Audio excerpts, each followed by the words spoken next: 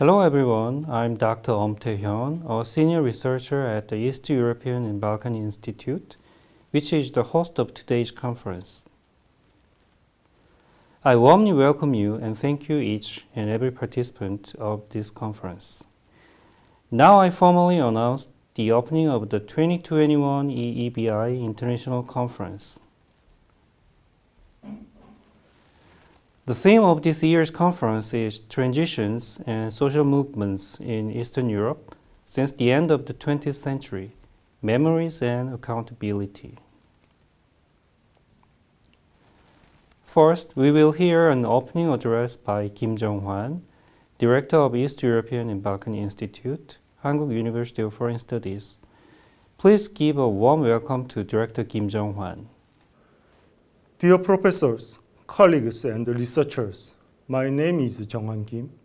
As director of the institute, I am very honored to make the opening speech of today's conference. This conference is a great opportunity for scholars to show their endless interest and academic enthusiasm for the transition of the Eastern Europe. More than 30 years have passed since the beginning of the transition of Eastern Europe from communism to democracy, and 15 years since the beginning of integration of Eastern European countries to the European Union. In 1989, the communist system collapsed and the transition to a new system began.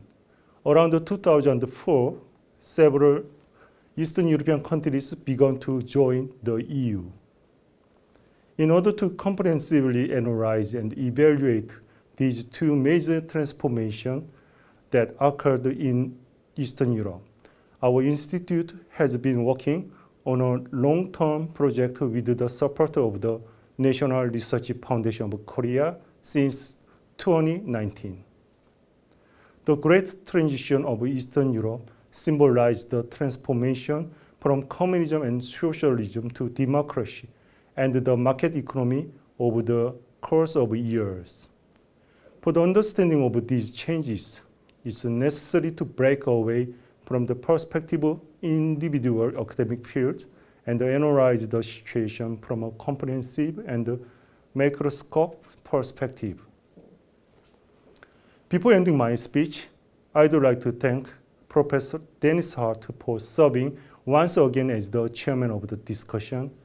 Through today's conference, I believe that Professor Vladimir Tismăneanu's keynote speech and all of the presentation will provide a large contribution for scholars studying Eastern Europe and enrich our knowledge. Thank you. Thank you for your opening address, Director Kim Seong Hwan.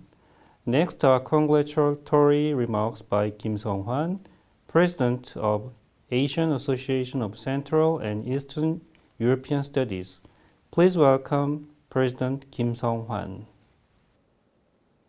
Dear distinguished professors and colleagues, the so-called dismantling of the East European bloc, symbolized by the fall of Berlin Wall in 1989, and the following transformation of the Central and East European countries, CEC, is one of the most influential events that changed the political landscape of modern European history. And consequently, many related studies have been conducted.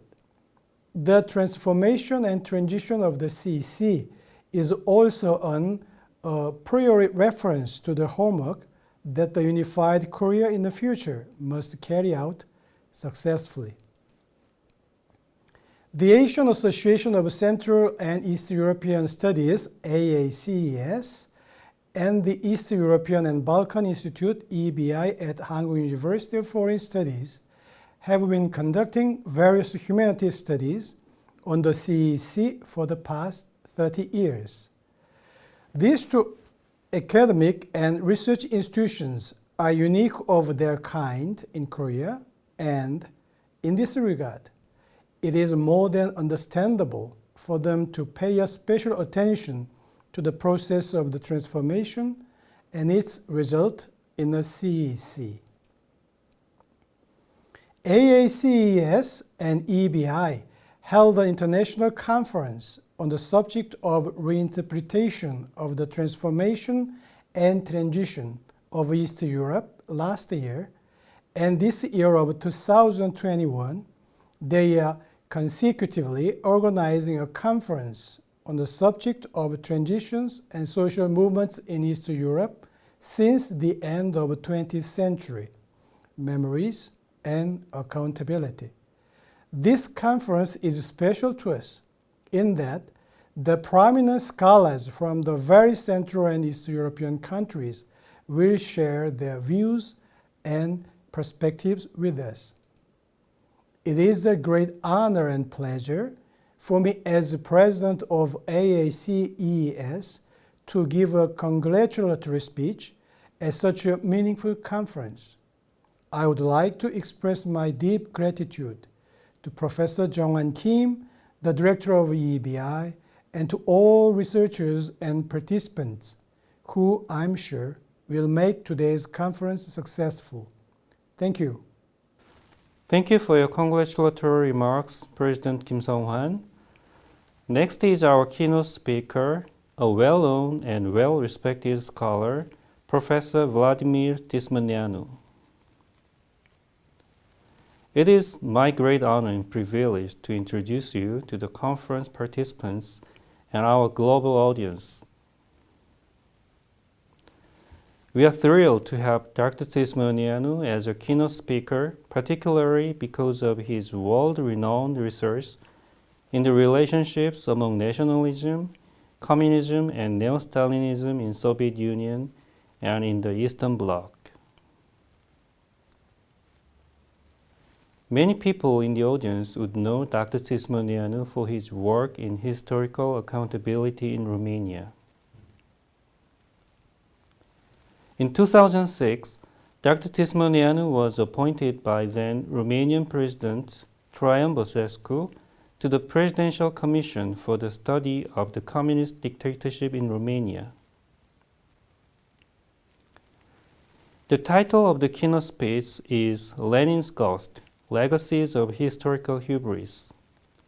Let us warmly welcome Dr. Tismăneanu. So let's start with my presentation. Greetings to everybody from Washington, D.C. Here it's precisely 11 a.m. and it's a sunny and hot day. And we are going to discuss sunny and non-sunny ideologies, hot and cold ideologies as we look. We are in May 2021 and we look forward to the events to come and how much we can anticipate, how much we can forecast, so to speak. I always say, and perhaps I should start with that revolutions, which is the topic I've studied for, although my students keep saying that I don't look my age, but I have a certain age. Okay, so I've been studying revolutions for at least 45 years. And one of the conclusions that I've reached regarding that is the fact that revolutionary meteorology is extremely whimsical. It is very hard to predict the way we predict thunderstorms in the evening. It is sometimes they happen, other times they don't. Revolutions are phenomena that occur to the surprise of everybody. My example, and it's linked to the presentation I put together for this event, is Lenin in Switzerland. Lenin is in Switzerland for the last 2 years, let's say, between 1915, 16, 17. He's in exile. He lives initially he lives in Geneva, then he moves to Zurich. He's in Zurich, he reads Hegel, and in early February 1917, Lenin has a meeting with a group of Swiss workers. I wish our friend in Pyongyang were to listen to our presentation, maybe he will. in order to know how, because I studied a lot the Romanian Revolution, I would say a few things about it, but assuming that I have the time, I'll do it.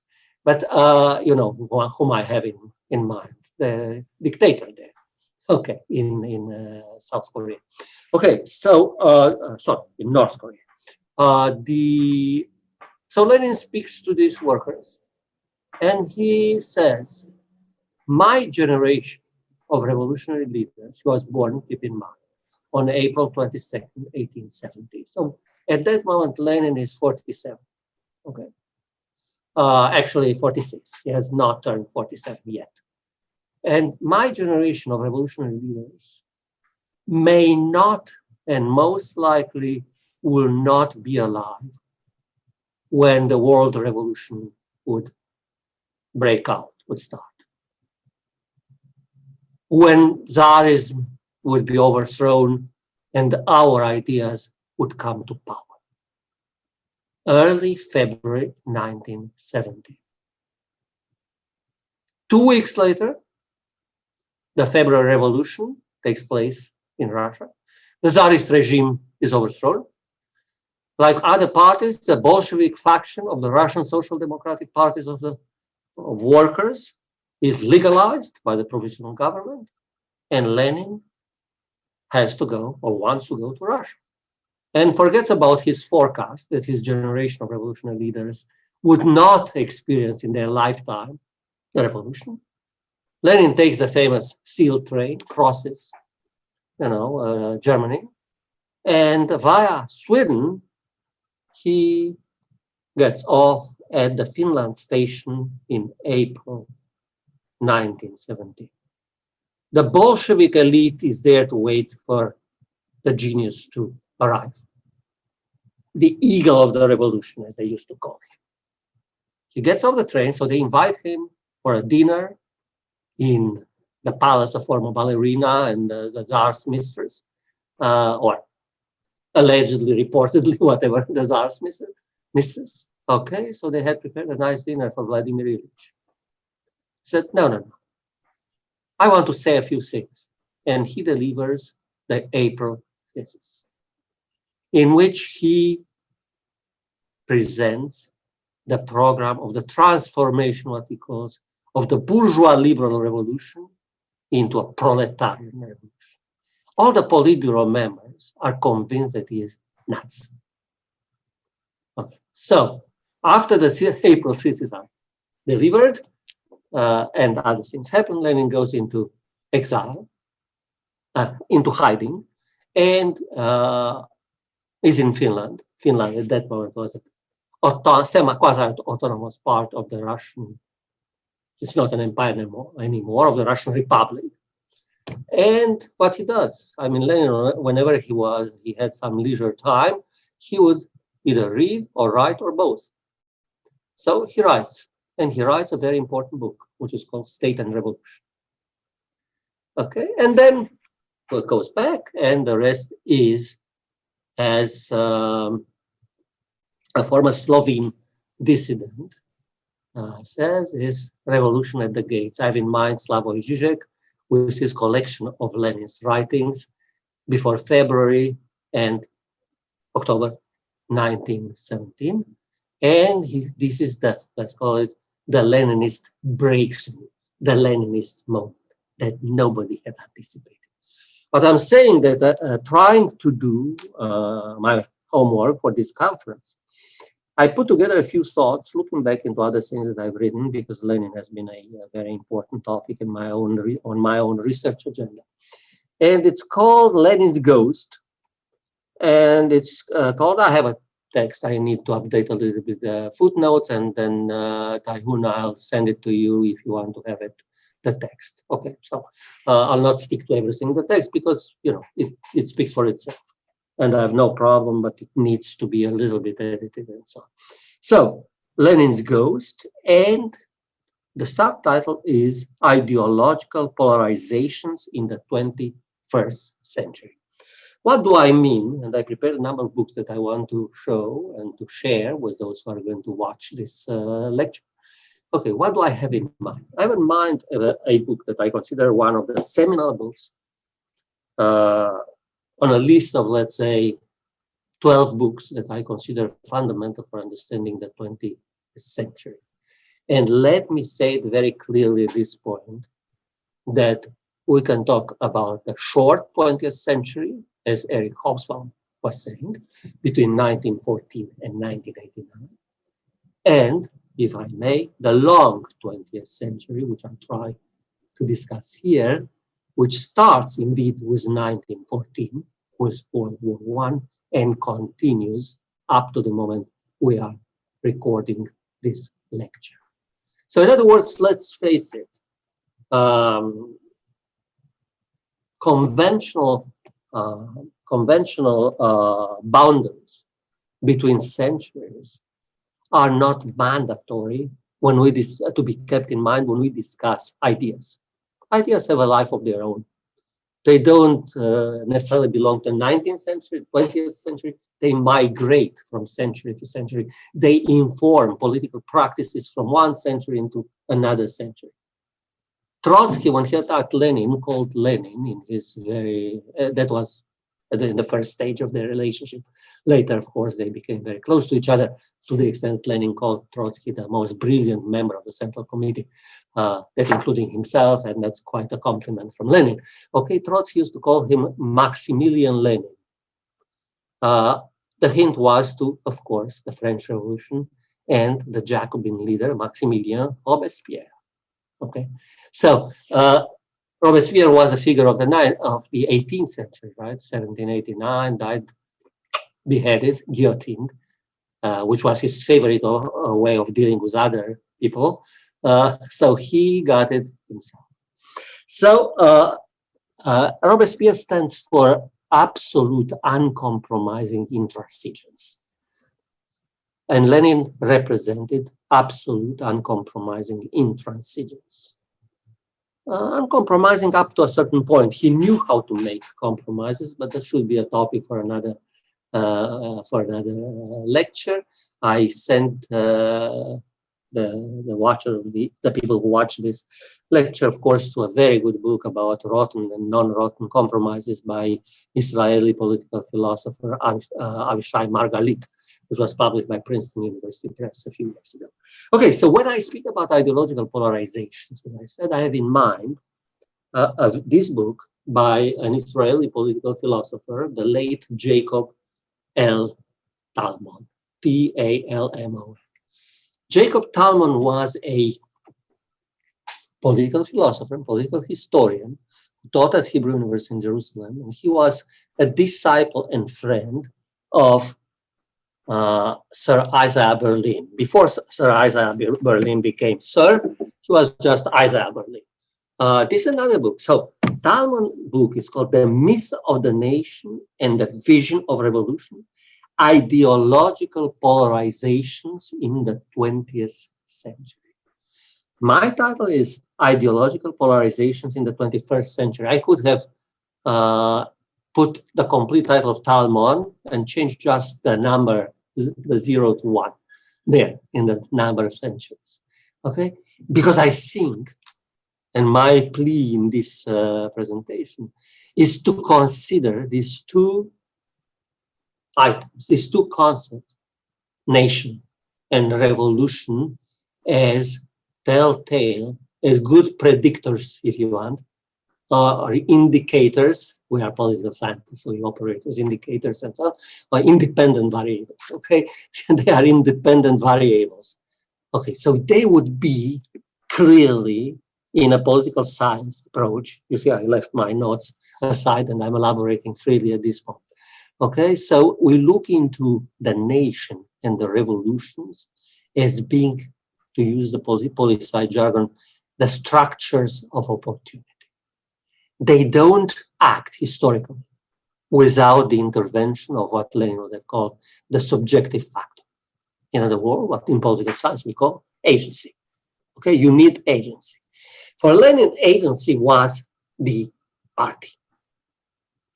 Do we have at this moment this type of political parties that operate along the logic of the Leninist, ultra-centralized, sectarian very disciplined, almost military type of political party, what Lenin called the vanguard party. The party that does not march behind the masses.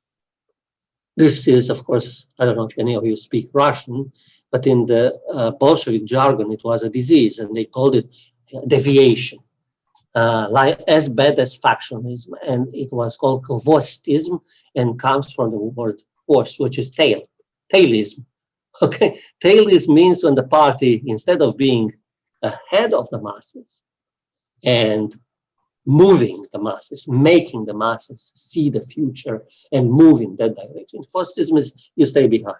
Trade unionism, basically. And for Lenin, this was a political sin. Therefore, and I don't know, political sin, but clearly it was a political dead end if the revolution was the goal.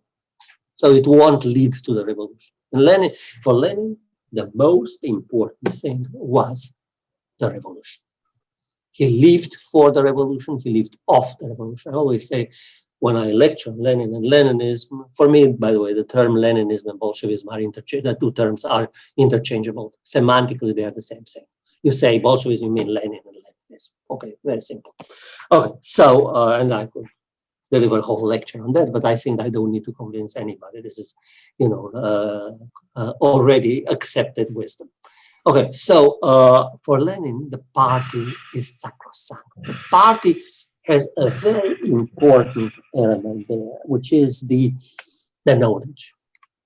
And in a book, another book that I wanted to share with you, my friends, is this book by Martin Malia, which is called The Soviet Tragedy. I've been using for 30 years in my classes on politics, ideology, revolutions.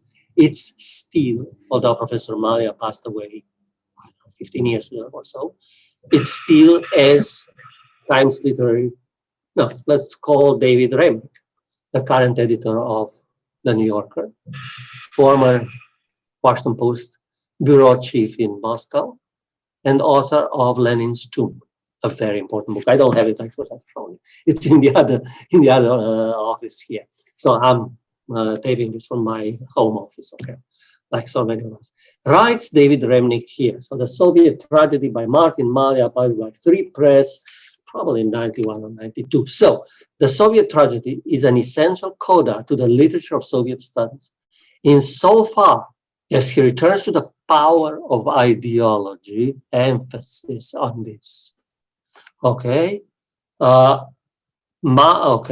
as returns the power of ideology to its central place in Soviet history, emphasize ideology and the central place ideology has in the Soviet reality history. Malia has made an enormous contribution. He has written the history of a utopian illusion and the tragic consequences it had for the people of the Soviet Union and the world. We still live. As I'm not going to show my book, that book, I'll show other books. Okay, The Devil in History. By the way, I know that at a certain moment I received, I have no problem if it is going to stay in my lecture. I received royalties for a Korean translation from the University of California edition of The Devil in History. It was very pleasant to receive the check, but I've never heard whether that Korean translation did come out and it exists. Okay, so please check with me. So it's called The Devil in History, and it's the subtitle is whatever, Communist Fascism and a Few Lessons of the 20th Century. Okay, so the devil in history has not disappeared. As you know, the devil, like God, is immortal. So, okay, so the devil in history is with us in the 21st century, by which I mean that huge ideologically driven follies, illusions, let's use another term, fallacies, will be with us. And we see them coming back. So I presented these two books. Okay, so in the early 1990s, the illusion was, more than illusion, it was the expectation that the demise of the Soviet bloc in 1989, the revolutions of 1989, and the collapse of the Soviet Union, sealed by the document adopted in December 1991, would create not a democratic paradise, but would create a world more propitious, more favorable, more hospitable for liberal values. The epitome of this approach, of course, was The End of History by my friend Frank Fukuyama, and the celebration of democracy, liberal democracy, as the terminus ad quem, as we go, of history.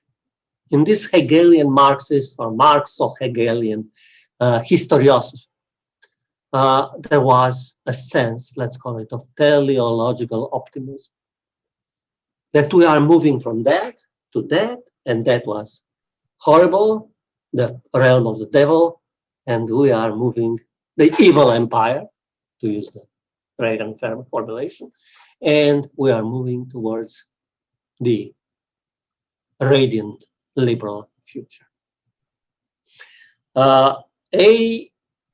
Having been exposed from a very early age in my life to this type of Hegelian perspectives and Marxian perspectives and so on, I'm extremely skeptical of historical determinism.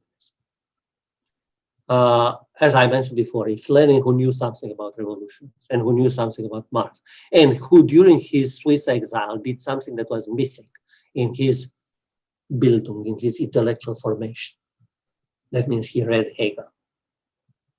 Lenin did not read Hegel, had not read Hegel before 1915. But between 1915 and 1917, the only thing he read was Hegel in German. And you can see his notes and so on, his philosophical notebooks, okay, which show that he understood a lot.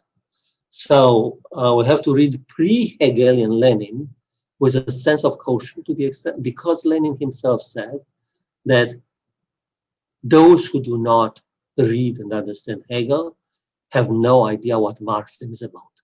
Now, he had written a lot before 1915. What do we do with all the Lenin writings before he read Hegel? Oh, but this being said, I don't buy into this, what Isaiah Berlin called the teleological libretto, like in an opera. You know, you go to the opera, you go and see the magic flute or whatever else. Okay. By the way, Lenin was a great, great admirer, surprisingly so, of Richard Wagner.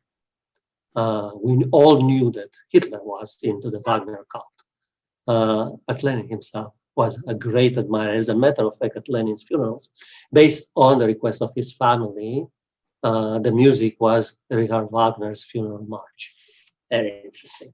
We are in 1924, and Nazis come to power less than 10 years later. So speaking of the ideological polarization, so here we are. And what followed after that was a lot of frustrations, a lot of what I call malaise, a lot of confusion. In other words, instead of the New World Order that people were acclaiming, proclaiming, announcing, heralding, etc., we got something else. And very few people anticipated this coming world anarchy. One of them was Berkeley political scientist Ken Jowett. Ken Jowett published in, I'll tell you exactly the year, because I think it's one of the most important books. This was published in 1992. Okay. The New World Disorder, can you see it there? The New World Disorder, the Leninist extinction. His argument there, at this moment, Ken, I think he's retired. He's a fellow at the Hoover Institution at Stanford University. So the argument Jowett came with was relatively simple, that instead of the big revolutionary upheaval of the 20th century, the pattern of which was the Russian Revolution under Lenin, fomented and symbolized by Lenin's intervention in history, okay, we'll have lots of, he would call, we're using the term from a very important German political and cultural columnist, Hans Magnus Enzensberger, will have civil wars, but he will call them microscopic civil wars, or micro, not macro. And he gave examples, like, for instance, the riots in LA, about which Hans Magnus Enzensberger wrote in 1991, and so, or 90. Okay, so we'll have new forms of discontent, new forms of questioning what appears to be the status quo, the established order, new forms of, if you want, you know, in my previous existence, I was a Frankfurt School scholar, and I know a lot about critical theory. Okay, so new forms of historical transcendence, that would be the term. Okay, and this could be ethnic, this could be religious, this could be moral majority type, and so on. And these would be the revolutions of the 21st century. So we are not in a post-revolutionary age, we are in, or a post-ideological age. We are in a new type of revolutionary age, and a, how do the term, an updated, if you want, moment of ideological warfare. And this brings me, because it's already 25 minutes of my lecture, and I was promised and promising only 20 minutes, but I wrote for this particular lecture, so I don't have the text for you because I did not write, I presented freely. Okay, but I have the conclusion, which I wrote the other day. The resurrection, or as Zizek says, the reenactment of Leninism. For those who don't know, Slavoj Žižek is a well-known political theorist, political philosopher that tries to bring in his worldview the ideas of Jacques Lacan's psychoanalysis, Hegel's philosophy, Karl Marx, Lenin, and it's a kind of very baroque construct that brings to, or a bric-a-brac, whatever you want to call it, and quite frequently extremely provocative, and even more frequently quite annoying. Okay, but you know, the Žižek, who is a very good, has a very good expertise of Frankfurt School, knows clearly this famous dictum by Theodor Wiesenthal Adorno, who said, in psychoanalysis, only the exaggerations are true. Okay, if, you know, in the same way, Žižek knows that unless he exaggerates, like Fukuyama exaggerated in 90, when he announced the end of history, you know, if you don't say that we have to reenact Lenin, nobody would pay attention to what you write. If you say we need to reenact Lenin, you know, from Seoul to Barcelona, everybody is going to talk about your ideas and would say either that you're a fool or a genius or both. Here we are. So the resurrection, reenactment of Lenin is evoked and invoked by Slavoj Žižek, French philosopher Alain Badiou, etc., does not mean, for me, a return to the old, tired, exhausted, hackneyed dogmas, but rather to the underlying, latent, yet pulsating pulse, okay, subcurrents of the Bolshevik ethos. The binary vision of the political world that Lenin professed, which for him was reducible to the who-whom relationship, or as Carl Schmitt would put it, friend and foe. Okay, friend and foe. By the end of his life, Carl Schmitt had become an admirer of Lenin's political view. Carl Schmitt being, of course, coming from a very, very different direction. But after what I said about Wagner, I'm not so surprised. Okay, so the cult of the, okay, so this would be the binary one. Kto kogo? Who is going to get rid of whom? We see it. Who is going to expel whom in this world? Who is going to exclude whom in our world? Who is going to write the rules of exclusion and the rules of acceptance? Who is going to define what is exclusion and what is self-defense? Okay. And so on and so forth. This is with us. As you are recording and I'm speaking, I can give you, and I'm sure in your conference there will be plenty of discussions about that.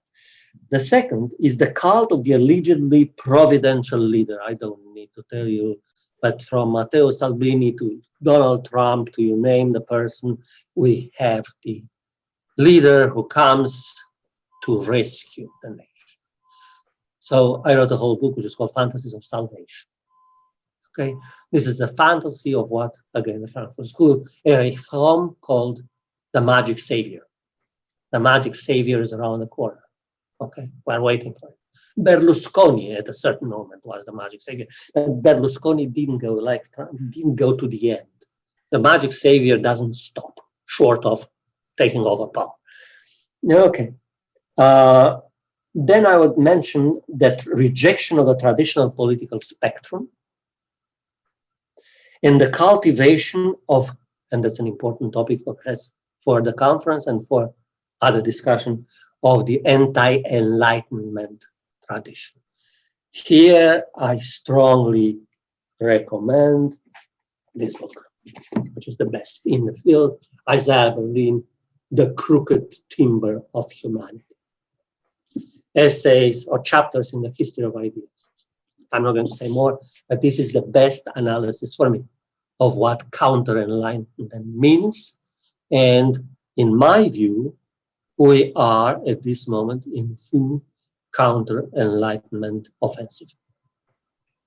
And I can elaborate, but at this moment, let me stick to what I wrote here. Lenin is, okay, illiberal, we see illiberal populist forms of organized belonging. Leninism implied three main axioms regarding the party and the revolution. Simply, in 3 words. Infallibility. It cannot, the party is always right. That was the anthem of the East German Communist Party. Okay? Die Partei hat immer recht. That was the party. The party is always right. I don't know what the party anthem of the North Korean Workers' Party is, but I'm sure it's something very much linked to the idea of the infallibility. The papist, let's say, pretends. Okay, somebody called it the claim to epistemic infallibility. Malia, in the book I mentioned before, quotes French, and I'll go back to the second axiom. Malia quotes Alain Besançon, the French Sovietologist, who said the difference between communists and early Christians is that the early Christians, the Christians of Jesus and immediately post-Jesus times, knew that they believed. The early communists, I know not about the Kim dynasty. Probably Kim Jong-un is as convinced as I am that the whole thing is finished. But he cannot afford to say it, okay, for reasons that we can discuss separately. Okay. Now I'll give you an example. When communism collapsed in Bulgaria, and Todor Zhivkov was the big leader there, was under house arrest, not for the crimes perpetrated, but corruption. He was interviewed by the New York Times, and he was asked, at the end of the regime, were you still believing in communist ideology? And Zhivkov responded, do you take me for an idiot? Probably Kim Jong-un could answer the same way. Do you take me for an imbecile? No, but He acts the way he acts because this is the ideological constraint. If they don't stick to the ideology, they will stick to the gallows. Okay. And that's something which is, they know what happened to Honecker, they know what happened to Ceausescu, they know what happened, you know. And that's the reason they stick to the Juche, do I pronounce correctly? Juche ideology. Okay, so the three main axioms: infallibility, the second is inevitability, and the consolation for the crooks, and if you prefer, I call them the ideological gangsters or the ideological thugs. Whatever one can think about Lukashenko these days, he's not ideologically driven. Putin is a different story, and he's not happy with certain things that Lukashenko does. Okay, so infallibility, inevitability, irreversibility. The new party movements that we have seen around, from the redefinition of the Front Populaire under Marine Le Pen in France, different movements in Italy, and so on. We've seen them everywhere, okay, popping up. These new party movements have been operating along the same lines, manufacturing collective fears and stirring collective anxieties. The other, and think about Trump's reference to the foreigners, especially Mexicans and so on, as animals. This is the dehumanization of the other. Okay, the Asian is not as human as we are. The Jews are not as human, let alone the African Americans and so on and so forth. Okay, so racism is part of the world we live in. So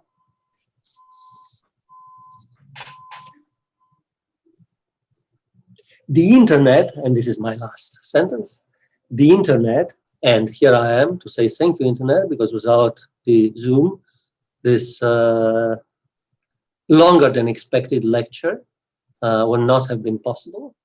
Although I would have loved to visit Seoul, but that's not possible. Maybe sometime in the future if things calm down. And I'm sure the things calm down.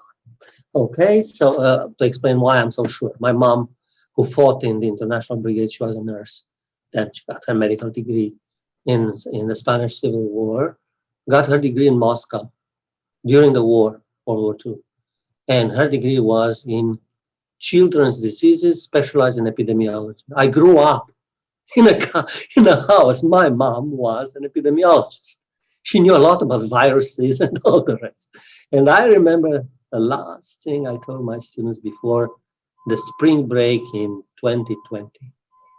We didn't know that we'll see each other after that on Zoom. Still, the university was open at College Park, nice campus. Okay, and I said, guys, I don't know what's going to happen. But from my late mom, I know one thing: wash your hands as many times as possible. I knew it since I was 5 or 6 or 7. And whenever I was kept by her home, because I got the flu, I was so happy that I would stay home, because I would be able to go out and play basketball, handball, football, you name it, soccer. Okay. Then she'd say, no, you don't stay home in order to go outside and play with your buddies. You stay home and you do not see your buddies. You stay home. It's before the mask. I did not wear the mask. But otherwise, all the measures that have been proposed until the vaccine arrived were the things I learned from my mom, who knew a lot of about the 20th century. So, do I sound pessimistic in this age of internet conspiracy theories, epidemics, as dangerous, if you want, politically speaking, as the big pandemic? Okay, do I sound pessimistic? Perhaps. But a pessimist, to quote one of my favorite Central European jokes, is nothing but a well-informed optimist. So this is my conclusion. I'm not a pessimist, but rather a well-informed optimist. And thank you, and we'll stay in touch. Thank you very much for your keynote speech. We will have 6 presenters, including myself, in today's conference. First, Professor Kaspars Kļaviņš gives his presentation. Professor Kaspars Kļaviņš is currently a professor at the Department of Asian Studies at the University of Latvia. Today's topic is Latvia's transition from communism to capitalism, 1986 to 2002. Please welcome Professor Kaspars Kļaviņš. 안녕하세요. Kaspars Kļaviņš입니다. Latvia 학교 교수님입니다. My presentation will be the transition of Latvia from communism to capitalism, 1987-2002. Any nation has its cursed times when eyewitness to the recent past are still quite alive and well and remember events from that period. For example, the collective memory of the Latvian people remembers the apocalyptic, I would say, even apocalyptic decade and a half that became like an abyss between the guaranteed but already decadent and dysfunctional status and income of the Soviet era, and the shocking unpredictability of non-limited capitalism. Unfortunately, however, the oral history of non-political and everyday life has not yet been academically analyzed, and there is a growing possibility that the time remaining for such interviews will be squandered. Any student of the history of the Soviet Union and the breakdown of this mighty empire must keep in mind 3 things. First, difference between the market and the real income. Second, the concept of nomenclature or nomenclatura, which refer to the several parts or several strata of central, regional, and local communist elites, Komsomol secretaries, trade union bosses, and secret KGB informers.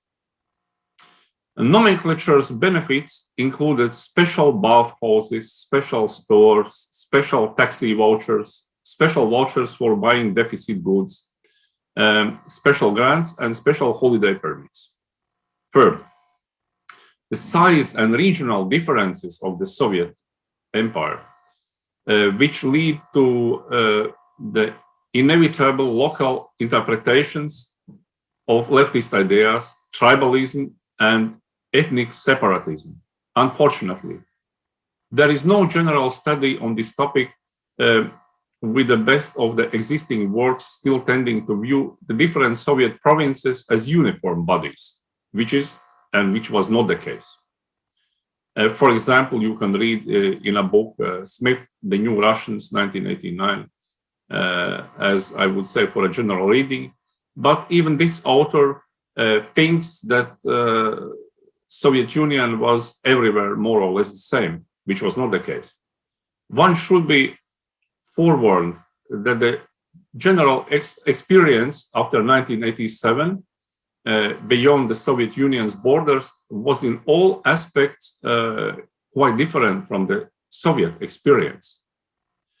In 1985, when signs of the coming collapse of the Soviet Union became obvious, but were not yet acknowledged, Latvian Soviet Socialist Republic was one of the most developed regions of the Soviet Union, with income and living standards above those of Portugal or southern Italy, and in reality even higher due to the free health insurance, free education, right to work guaranteed to the Soviet citizens, and so on and so on. The general discontent towards the Soviet regime at that time was initially caused by the first signs of the breakdown of rationing and the idiotic tightening of mass culture censorship. The Latvian population, which had to come to accept its living standard of the 1970s as given was now dissatisfied by its inability to purchase any sophisticated products, appliances, and electronics, and the almost total lack of quality entertainment in the form of movies or books. You can read in a history of Latvia, the 20th century, 2006, that book would be sufficient on a basic level. But by the 1970s, Latvians were almost a minority in their own country, making up just about 52% of the population.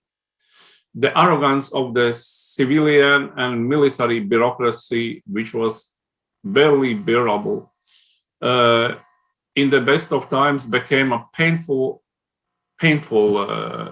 obstacle as the distribution system for the most basic goods began to collapse, which started in 1987. There were enormous problems with food supplies in rural villages. To solve this problem, the local party bosses unofficially provided additional transportation or additional transport connections to the bigger cities, especially Riga, which is capital of Latvia, where goods were more available. Many Communist Party members in Moscow themselves wanted to improve their own material situation by following the cult of material benefits propagated in the West during the Cold War. And the Latvian Communist Party elite was no exception. So they were not real Marxists in a sense, and they were not real communists. The old system began to interfere with their ambitions and needed to be reformed. With the perestroika of Mikhail Gorbachev, a space for protests was opened, and protests began indeed. Although largely under the control of the KGB and also partly coordinated with the security forces of the Soviet Union. However, with the involvement of more radical and charismatic individuals, some of whom had previously been repressed for so-called anti-governmental activity, the protests became increasingly unpredictable, and there was a view and opinion that they may be out of control. Under different circumstances, the protests would have been suppressed by force. But the introduction of perestroika no longer permitted such a course of action. To keep political activity within limits, the communist-controlled Latvian Popular Front was created in late 1988. But it soon became an influential force of its own. After the first semi-democratic, I would say, elections on March 18, 1990, the Popular Front became de facto governing party of Soviet Latvia. The subsequent course of events was based on unresolvable conflict between three Soviet Latvian elites. First, the Latvian quasi-nationalists, or so-called nationalists, who had survived thanks to cultural autonomy and their own business skills. Second, the imported Russian bureaucracy and the Soviet military forces stationed in Latvia as a first-wave force at the end of the Second World War already. When following the disastrous coup d'etat in Moscow, Latvia became an independent state on August 23rd, 1991. No part of society, the economy, or the state was prepared for the freedom. Nobody. The leader of the Popular Front, the original revolutionaries, had already been replaced by Soviet-style technocrats. They know only one political recipe for an independent Latvia: anti-Marxist reforms with goals exactly opposite to communist goals. So they were anti-socialist in a narrow I would say, even a stupid sense. The new Latvian political elite of the early 1990s was a curious mixture of second-rate ethnic Latvian bureaucrats from the capital city of Riga and the newly arrived Latvian emigres who came in part with instructions from the security services of their previous residence countries or economic, financial, and technology corporations interested in the eastern direction. As politicians, they were all absolutely non-prepared to fight for a position or power. It was their luck to have very little competition at that time. With the breakdown of the Soviet Union and the chaos caused in Russia by the tyrannical or somehow absolutely non-prepared politician, Boris Yeltsin, the former Russian-speaking elite in Latvia had no strength to retain any political power and retreated into the background of shadowy economic manipulations. They were gradually joined by thousands of former Soviet army officers who had been permitted to stay in Latvia after the general evacuation of Soviet forces in 1994. In 1992, just a few months after the declaration of the redeclaration of Latvian independence, society and civilization itself broke down in the country. And for the next decade, the Republic of Latvia was a quasi-failed state. Guaranteed income, housing, medical service, public transportation, and police protection finished to exist or became a caricature of their former selves. The monthly income in 1992-1993 did not exceed 20 or 30 United States dollars, and that is an optimistic assumption. Dangerous gangs took control of the streets, and in one incident, for example, a gang of criminals no larger than 50 persons attempted to take the parliament by force. For approximately 12 years, Latvia remained a country with a most unbelievable corruption. Only 10% of the Latvian population profited from this horror story, either by reckless theft or illegal business activities. Naturally, after the collapse of communist system, the first among the newly rich, Novorish, were people who in the old system had been directors of restaurants or larger stores, or former party elite bosses, and so on. The rest of the world, the recent history of Latvia serves as an example of what happens if one introduces a so-called free economy in a society without any business ethics or other stabilizing factors. For Latvia, it took just 5 years to fall from the level of Portugal to that of Haiti or Tanzania. Some aspects of the country's former quality of life were lost forever. The living standards of 1985 were partly regained only around 2004. And it took forced measures introduced by European Union after 1998 to make law, order, and ethics return to the country. Latvia's critically important geographical position as a crossroad between East and West, as it was called, was probably the only reason why the West showed such a mercy and restored some, let us say, order and some protection for the population. The people who took control of the former Soviet Latvia in September 1991 were, for lack of a better expression, a bunch of arrogant and ignorant bottom pushers without any real experience of statesmanship, unfortunately. A local Pandora box was opened, releasing all the ills of the Latvian mentality. People of different politics and faiths members of the early Latvian establishment all believed in doing nothing, trusting in Adam Smith's invisible hand or so-called free market, as a dull peasant trusts the wisdom of his master. 3 waves of privatization swept over Latvia: 1992, 1994, and 1997. The first privatization wave was the worst one, resulting in mass looting and resulting in a mass looting of sophisticated factories, workshops, and labs that could still produce market value goods.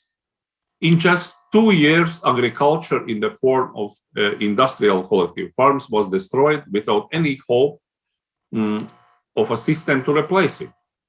Latvian industrial production collapsed for a decade and was eventually restored by foreign investment with very little participation on the part of local business. The new developments of independent Latvian industry and technology was partly based on elaborations of previous Soviet-era industries. Some industries remained or were developed already before the Second World War, but they were no more proper for contemporary conditions. But during the Soviet times, the science that were developed included medicine, chemistry, and also philology. So Latvian humanities, and yeah, I would say philology was also developed, but especially chemistry had been developed in Soviet Latvia since approximately 1965. Actually, Soviet Latvia was one of the centers of chemistry in the whole Soviet Union. A chemistry center had been developed in Uolaine, and that's a little city in Latvia, but a very important center for chemistry and pharmacy even today. And additional positions for students of chemistry had been created because according to the communist dream, chemistry can change everything. Since regaining independence, many major European Union supported projects were launched in Latvia on the basis of this same assumption. Latvia's first Western type elections in 1993 were won by a party made up of the remodeled remains of the Popular Front.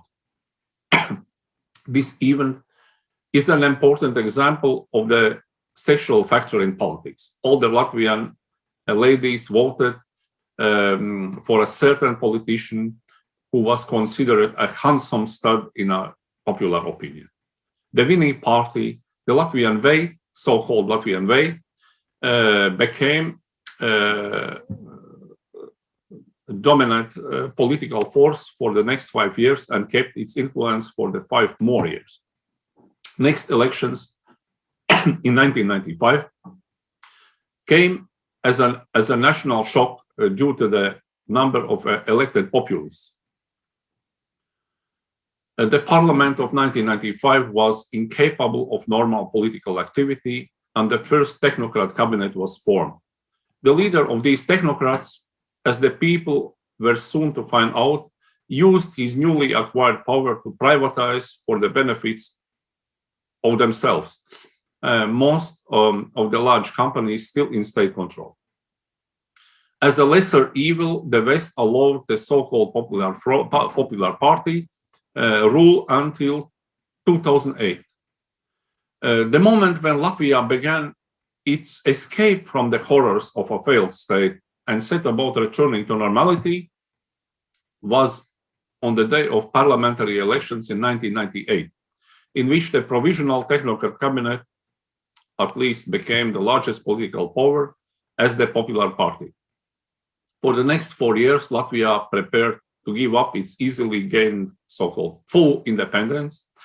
2002 saw the conclusion of talks between Latvia, NATO, and European Union. And the small Baltic country Latvia was accepted as a member of these mighty Western organizations. The first requirement of membership was at least the appearance of law and order, and the most shocking examples of criminality and corruption quietly disappeared. Thousands of Latvians were waiting for the European borders to open, dreaming of and focused on one of two cherished goals: to run away and settle anywhere outside of their native country, or to start a business at home in Latvia in cooperation with Western partners, or with partners in Asia. And already in that time, also the Asian partnership slowly started, which is very important for us today. What happened next is another story and no longer fits with the topic of this report. Thank you so much for your attention. Hamzanida, Jinjol Haseo. I enjoyed the presentation very much. Thank you, Professor Kaspars Kļaviņš, for your good work. Next speaker will be Professor Ignác Romsics. Professor Ignác Romsics is currently professor at the Eszterházy-Károly University, where he served as professor of modern Hungarian history and head of doctoral school till 2021. The topic to be presented is political and economic transformation in Hungary since the change of regime. Please welcome Professor Ignác Romsics. Ladies and gentlemen, dear colleagues, since the collapse of communism in 1989-1990, more than 30 years have passed. During this time period, Hungary, just like the other countries of the region, has experienced deep changes in all fields of the life. In my talk, I'm going to deal with three aspects of this transformation. They are as follows. First, the replacement of the one-party dictatorship by a multi-party democracy and following changes in political life. Second, the foreign political reorientation coupled with a new neighboring and minority approach. Third, the establishment of market economy based on private ownership of property instead of the Soviet-type land economy based on social and state ownership. Let's start with point one. The constitutional basis of the new democratic political system was coined in summer 1989 at the National Round Table, which was composed of the ruling Communist Party and the new oppositional parties. Its recommendations were presented as bills to the old National Assembly in September and October of the same year. Due to the favorable foreign political climate, the mostly communist MPs who were elected in 1985 accepted without any resistance all of the so-called fundamental laws. The most significant of them was Law 31, which modified the 1949 Communist Constitution. With this, Hungary reverted from the nominal status of a People's Republic, practically a form of state socialism, to that of a liberal, Western-type republic and a civic democracy. It provided comprehensive guarantees of human rights for citizens, prohibited all actions designed to secure an absolute hold on power, proclaimed a multi-party system, and stipulated that no party was to be allowed to have exclusive executive power. The new Hungarian Republic's supreme organ of state was the National Assembly. Besides its legislative functions, the National Assembly had sole authority to appoint holders of the most important state offices, such as members of the cabinet and other key bodies. It was also the only organ with the right to declare war and conclude peace treaties, proclaim a state of emergency, and authorize the use of armed force within the country or beyond the borders of the country. The institution of the Soviet-type presidium was abolished and replaced by the office of the President of the Republic, who, as the embodiment of national unity, was also Supreme Commander of the Armed Forces and charged with safeguarding democratic operation of the state administration. The President could only dissolve the National Assembly under extraordinary circumstances, and then only if new elections were called. The Assembly's deliberations could also only be suspended for a maximum of 30 days. The head of state was elected for 5 years by the National Assembly. Another major fundamental law contained the arrangements for the Constitutional Court. This body, the members of which were to be appointed by the National Assembly for a term of 9 years, was given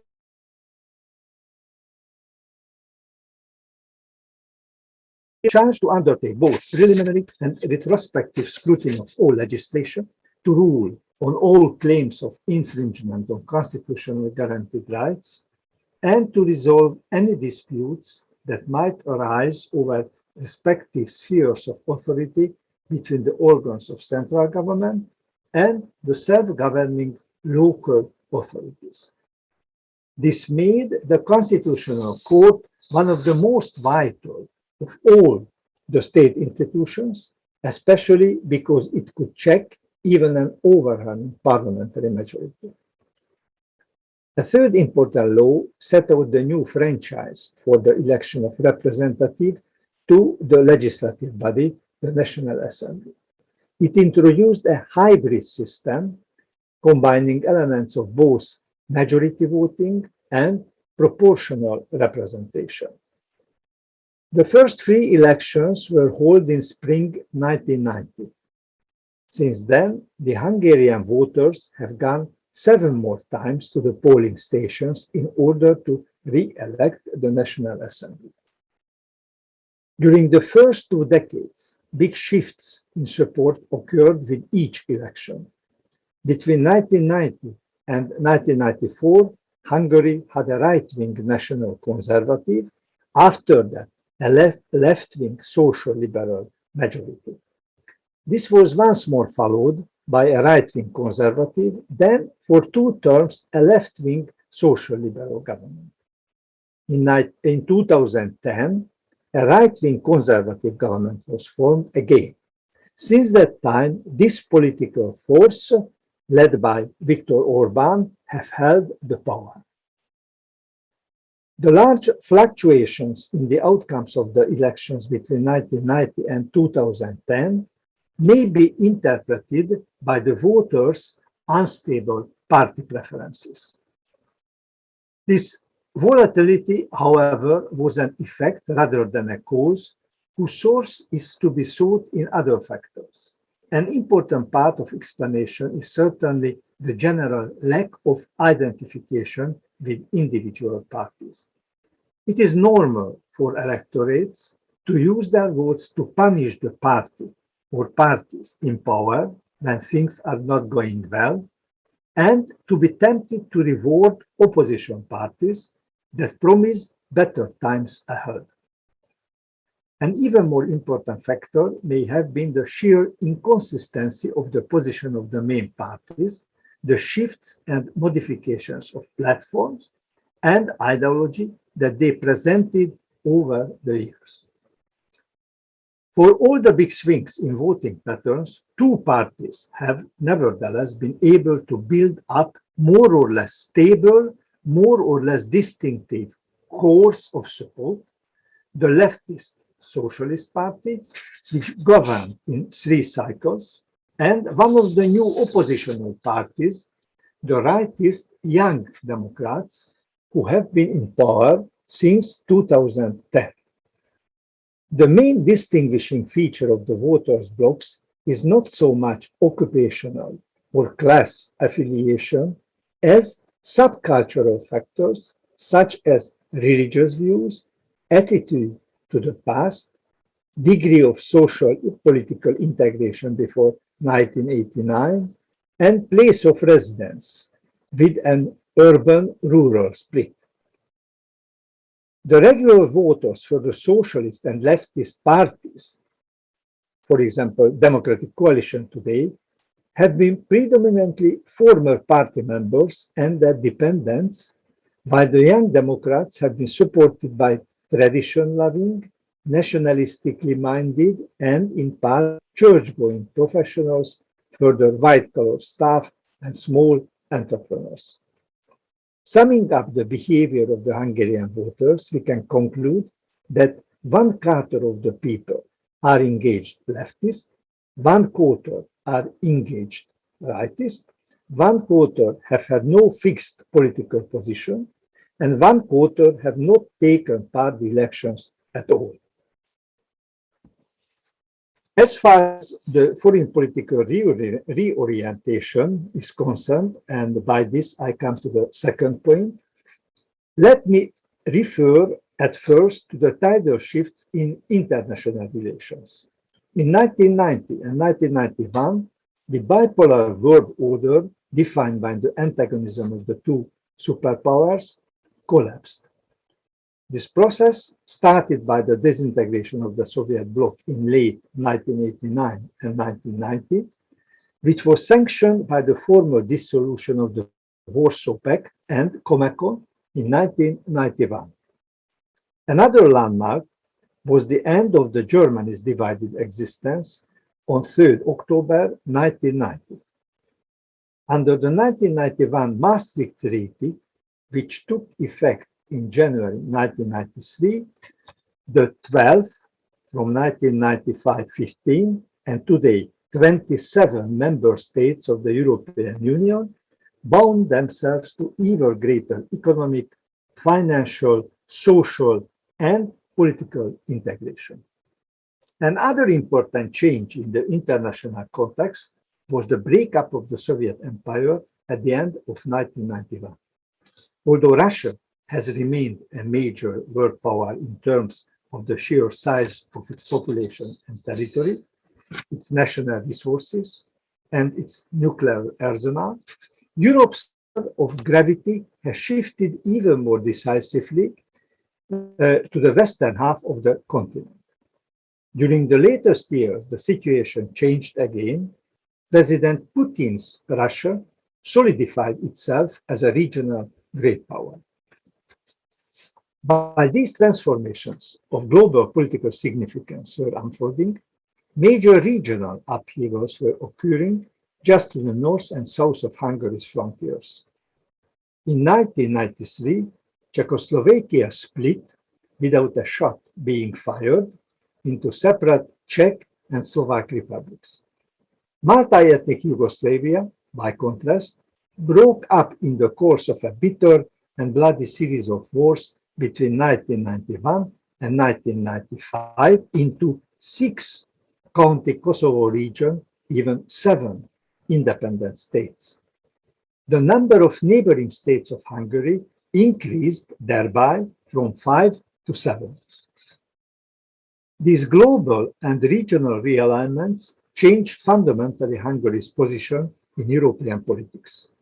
The fall of the Iron Curtain has opened the way for rapprochement to Western Europe and integration into the network of Euro-Atlantic alliance. At the same time, new but historically conditioned tensions emerged between Hungary and its neighbors. These tensions have been, in the main, connected with the position of Hungarian minorities living mostly in Slovakia, in Ukraine, in Romania, and in Serbia. According to the censuses, their number has been about 2.5 million. Facing this new situation, the new Hungarian foreign political doctrine, elaborated in 1990-1991, had 3 main goals. First, withdrawal from the Soviet alliance system and accession to the Euro-Atlantic integrative organizations. Second, participation in regional economic and political organizations free from Soviet influence. And third, increased protection and support for the Hungarian minorities in the neighboring states. As for turning from east to west, the withdrawal of Soviet troops from Hungary commenced in April 1989 and was completed in June 1991.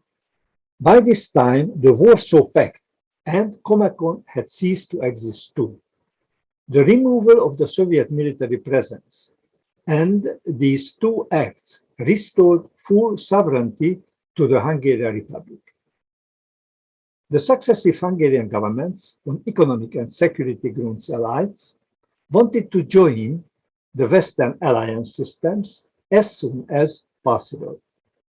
It soon became clear, however, that those Western political bodies were reckoning with a long, drawn-out process. Although the Council of Europe accepted Hungary's membership as early as November 1990, NATO and the European Community and later Union set various preconditions before they were willing to open negotiations on joining. So, the full NATO membership was achieved only in spring of 1999. Hungary was taken together with Poland and Czech Republic. Joining the organization was legitimized in 1997 by a referendum with a turnout of almost 50%. 85% of voters supported Hungary's request to join NATO.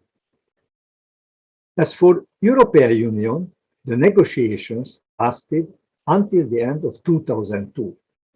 During this time, commercial relations between the EU and Hungary expanded rapidly.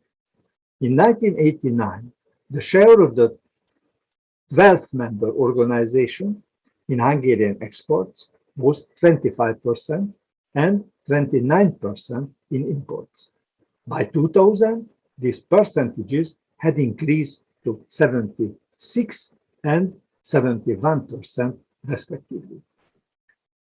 The increase was caused primarily by the shift in Hungarian foreign trade from east to west. Our main partner became the unified Germany.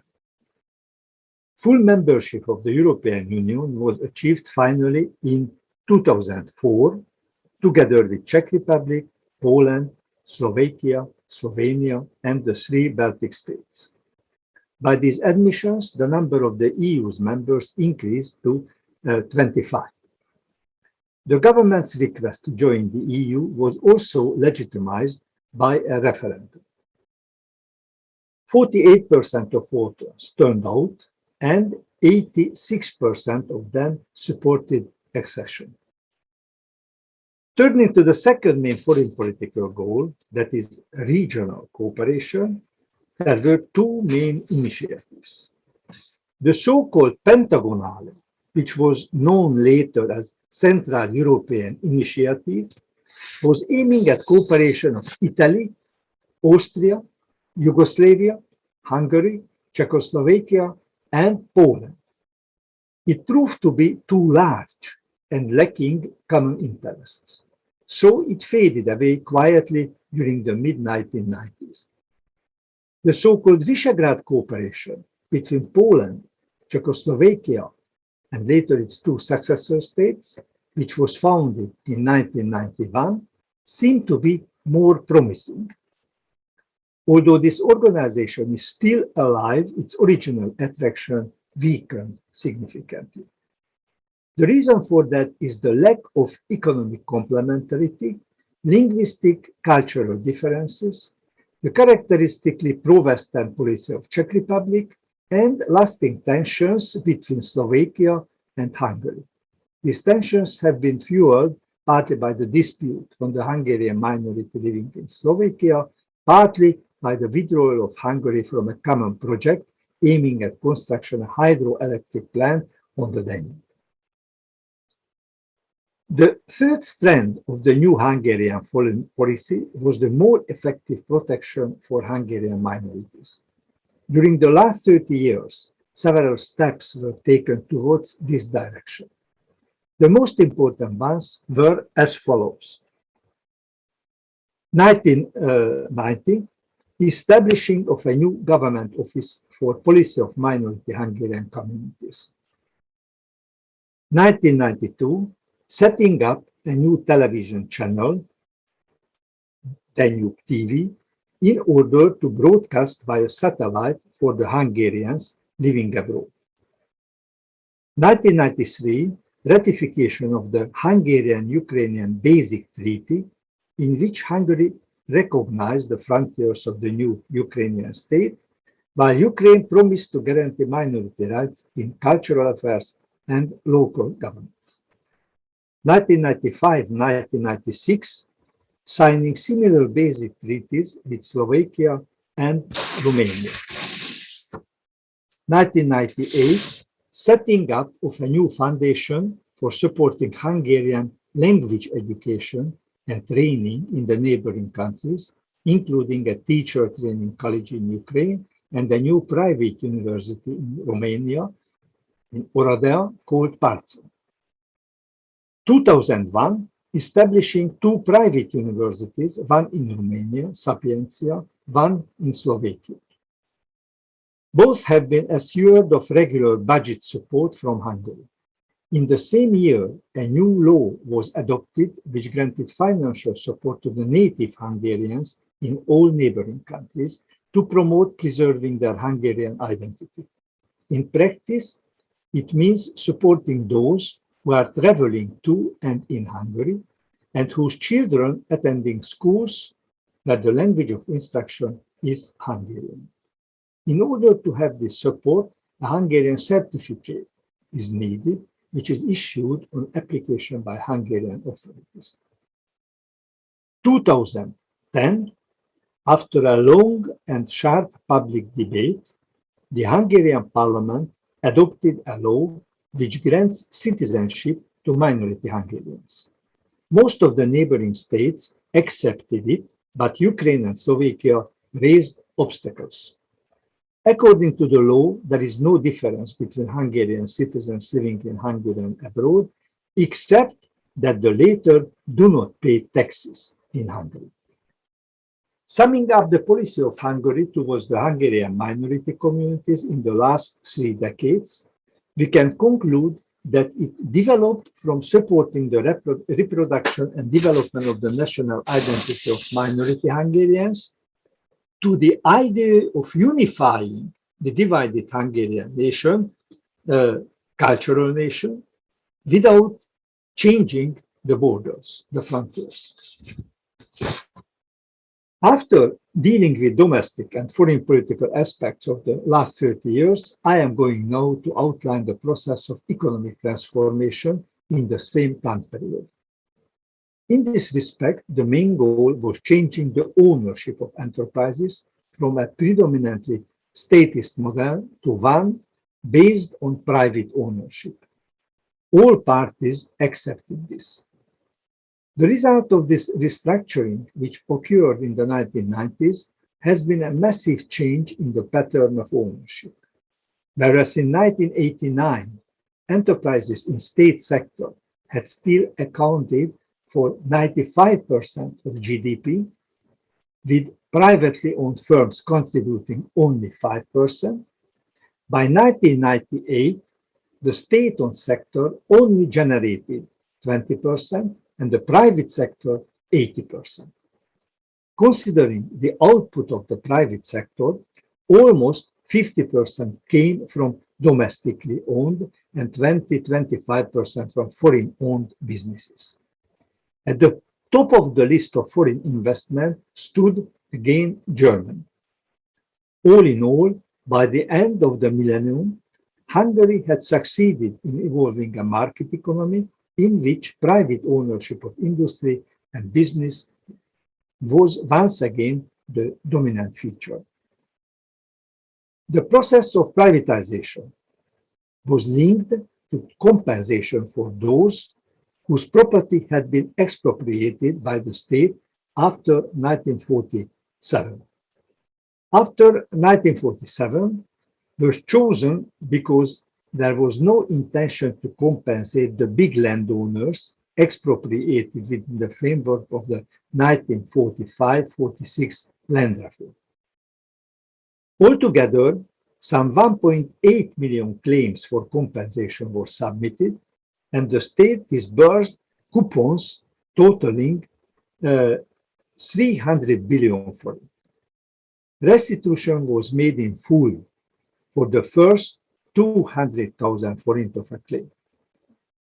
But for amounts above this, above 200,000 forint, payment was cut back on a steeply regressive scale with an upper limit of 5 million per item or property or per person.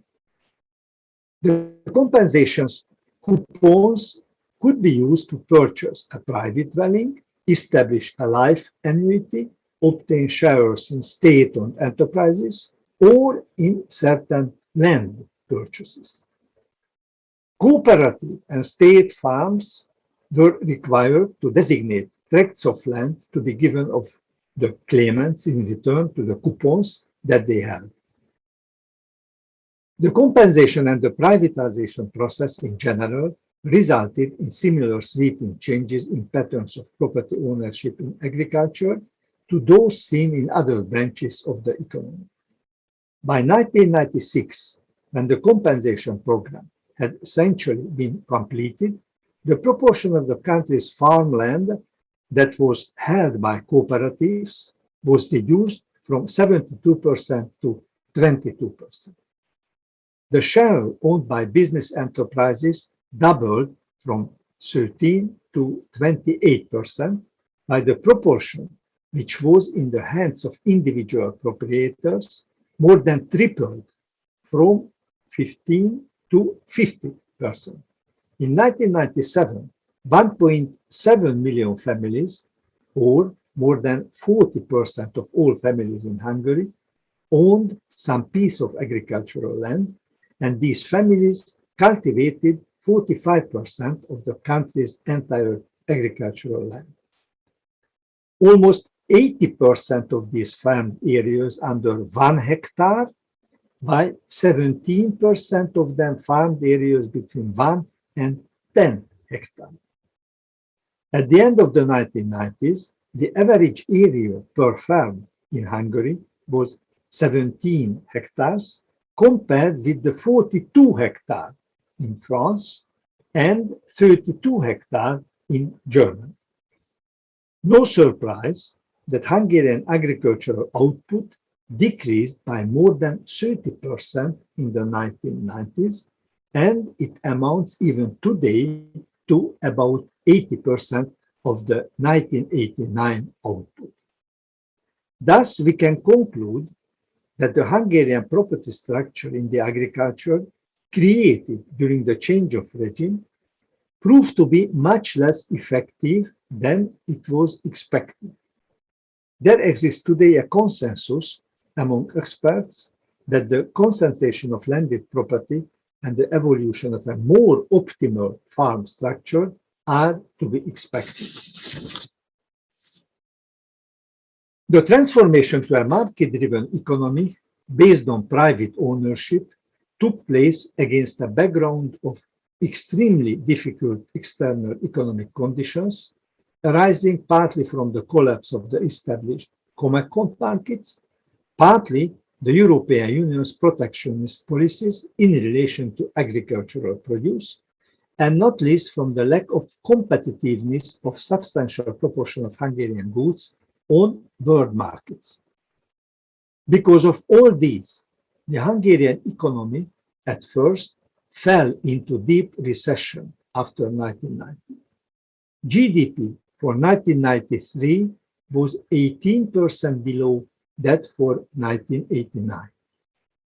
1989 GDP levels were reached only in 1999. As mentioned, of all the main areas of the economy, it was agriculture which had been suffering the most.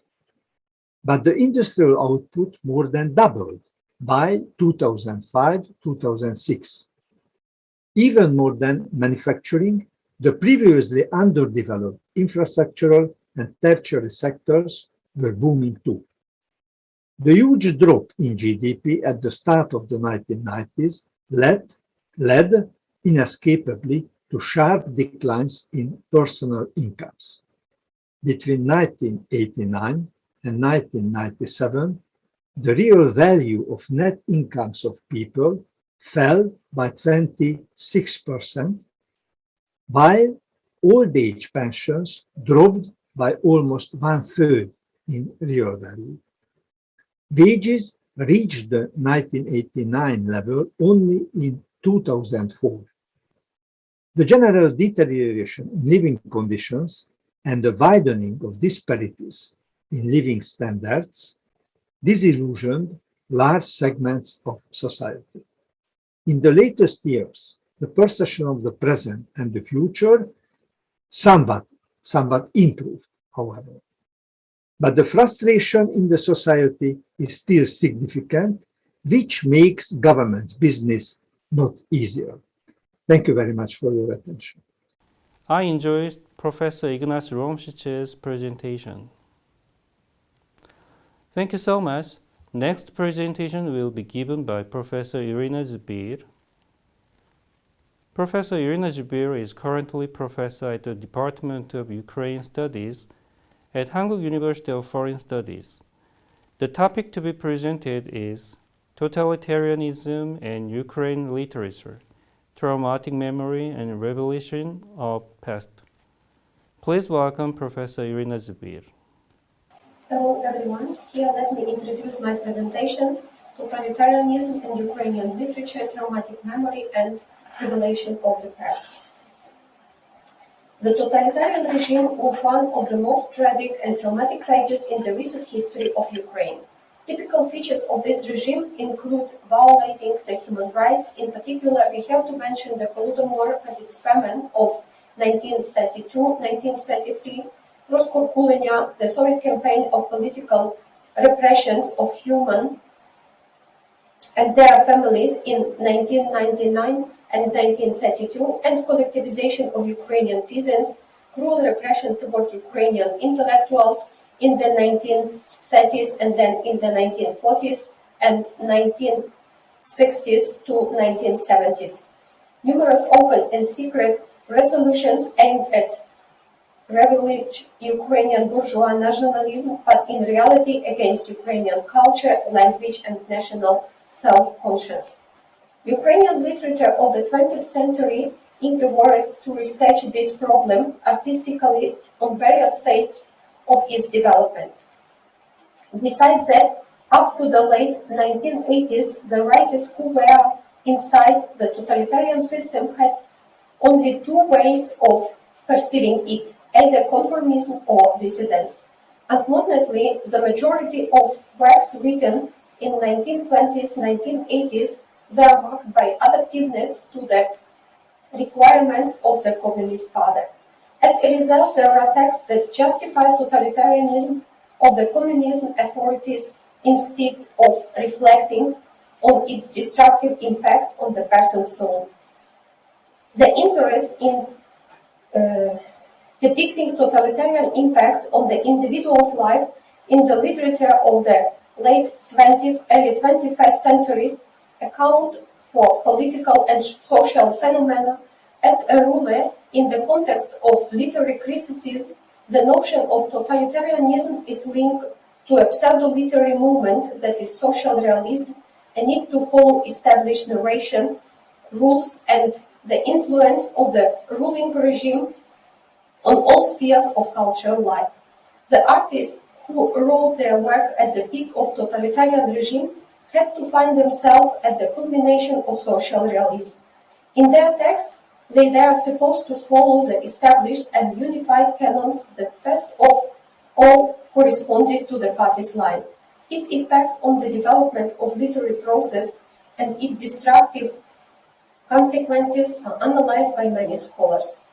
Considering and analyzing the specificity of totalitarianism and its impact on the public consciousness as well as the identity of future generations, the text of contemporary fiction turned into a metaphorical podium between historical and present-day memory. Describing the traumatic experience of post-totalitarian society, a literary work today most fully highlights problems having a crucial impact on geocultural policy of the post-totalitarian state. Nowadays, Ukrainian literature demonstrates double remonstrance against the totalitarian past. Firstly, we can see in it a speedy protest against social realistic heritage. This process manifests itself in a long-term search for characteristic form of artistic self-expression, and secondly, contemporary Ukrainian writers resort to overall reviews of consequences of cultural stagnation provoked by the experience of years-long totalitarian terror. As we know, totalitarianism first of all interfered with freedom of individuality, thinking and speech that proved vitally important for the natural development of literature. By Orwell, the totalitarian regime prohibited not only to speak your mind but also to think.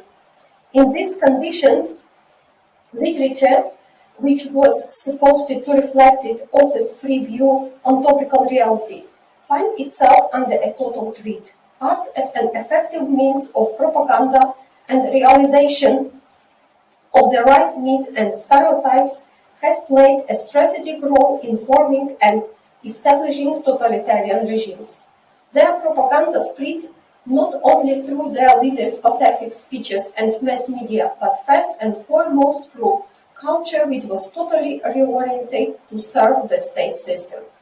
In this context, literature played the role of probably the most significant translator of ideological senses and served as an effective mechanism of transforming a class-specific public consciousness into the mass consciousness. As a consequence, the fiction work that they are artistically original and reflected the essence, contradicting the imposed ideology, they are prohibited and destroyed. By the majority of writers of these times, they are shot.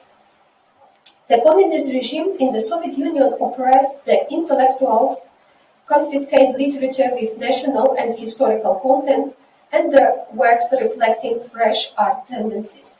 The modernist principle, art for art's sake, was totally revised and fully politicized. According to Baden, communist politicians, they are neither literary nor art critics, but they unreservedly try to create a mandatory and the only correct piece of art by this socialism. Another reason for the cultural trauma was terror against the elite and ethnic minorities, finally the whole nations.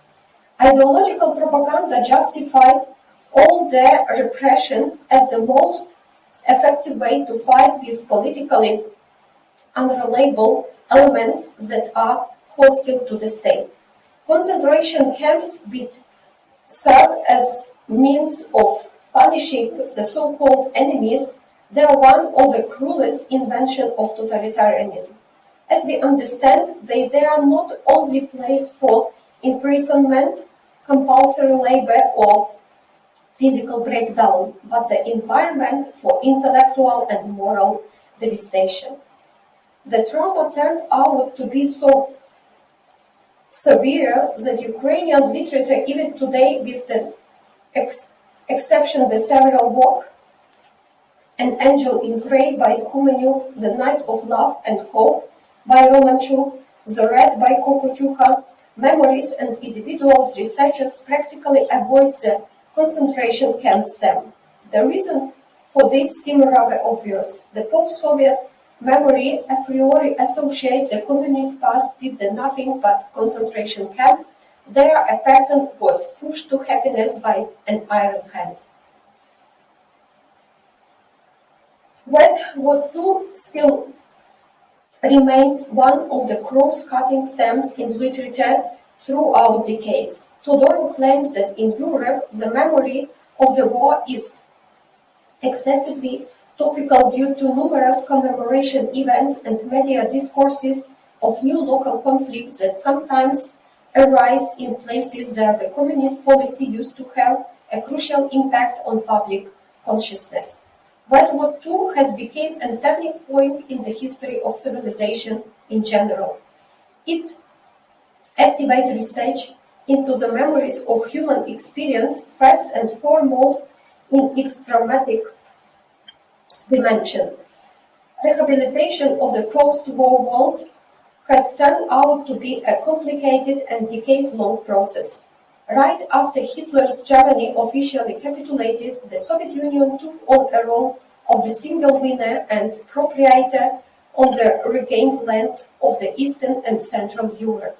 Recently, it has finally become apparent that Soviet Army's victory in that War II turned out to be a victory of one totalitarian ideology, another one.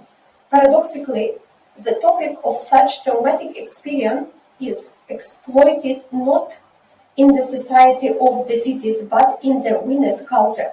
The Soviet ideology has practically sacralized the myth of the war. The USSR took on an uncompromising right of the victim. According to their ideology, even Holocaust victims have lost the chance to be fully acknowledged, especially on the territories of the Union's ideological influence. Taking into account that the geography, we understand that the biggest fights took place on territories between Germany and Russia. After the war, practically all these lands became part of the Soviet Union. Timothy Snyder said that all these territories is a bloody land. By saying so, he implies not the political geography of the empires, but the human geography of victims. Indeed, the bloody lands are the places where the most murderous regimes in Europe implemented their darkness acts. Post-war literary texts up to the time when the Soviet Union collapsed, they are written exclusively with the social realism. Alternative literature, that is text published in diaspora or secretly, either had no access to the Soviet reader or this access was strictly limited. Several works replace the Ukrainian dimension of this trauma. They are published in Immigration. Here we mean A Cycle on Fire and A Person Running, other the EEBIs by Ivan Bahryanny, Why Doesn't the Fire Heal by Ulla Samchuk, and Ukrainian on Fire by Alexander Dovzhenko. Another peculiarity of totalitarianism is unprecedented violation of secret culture of the defeated nation, in particular spirituality that was based in Ukraine culture on Christianity and the Church.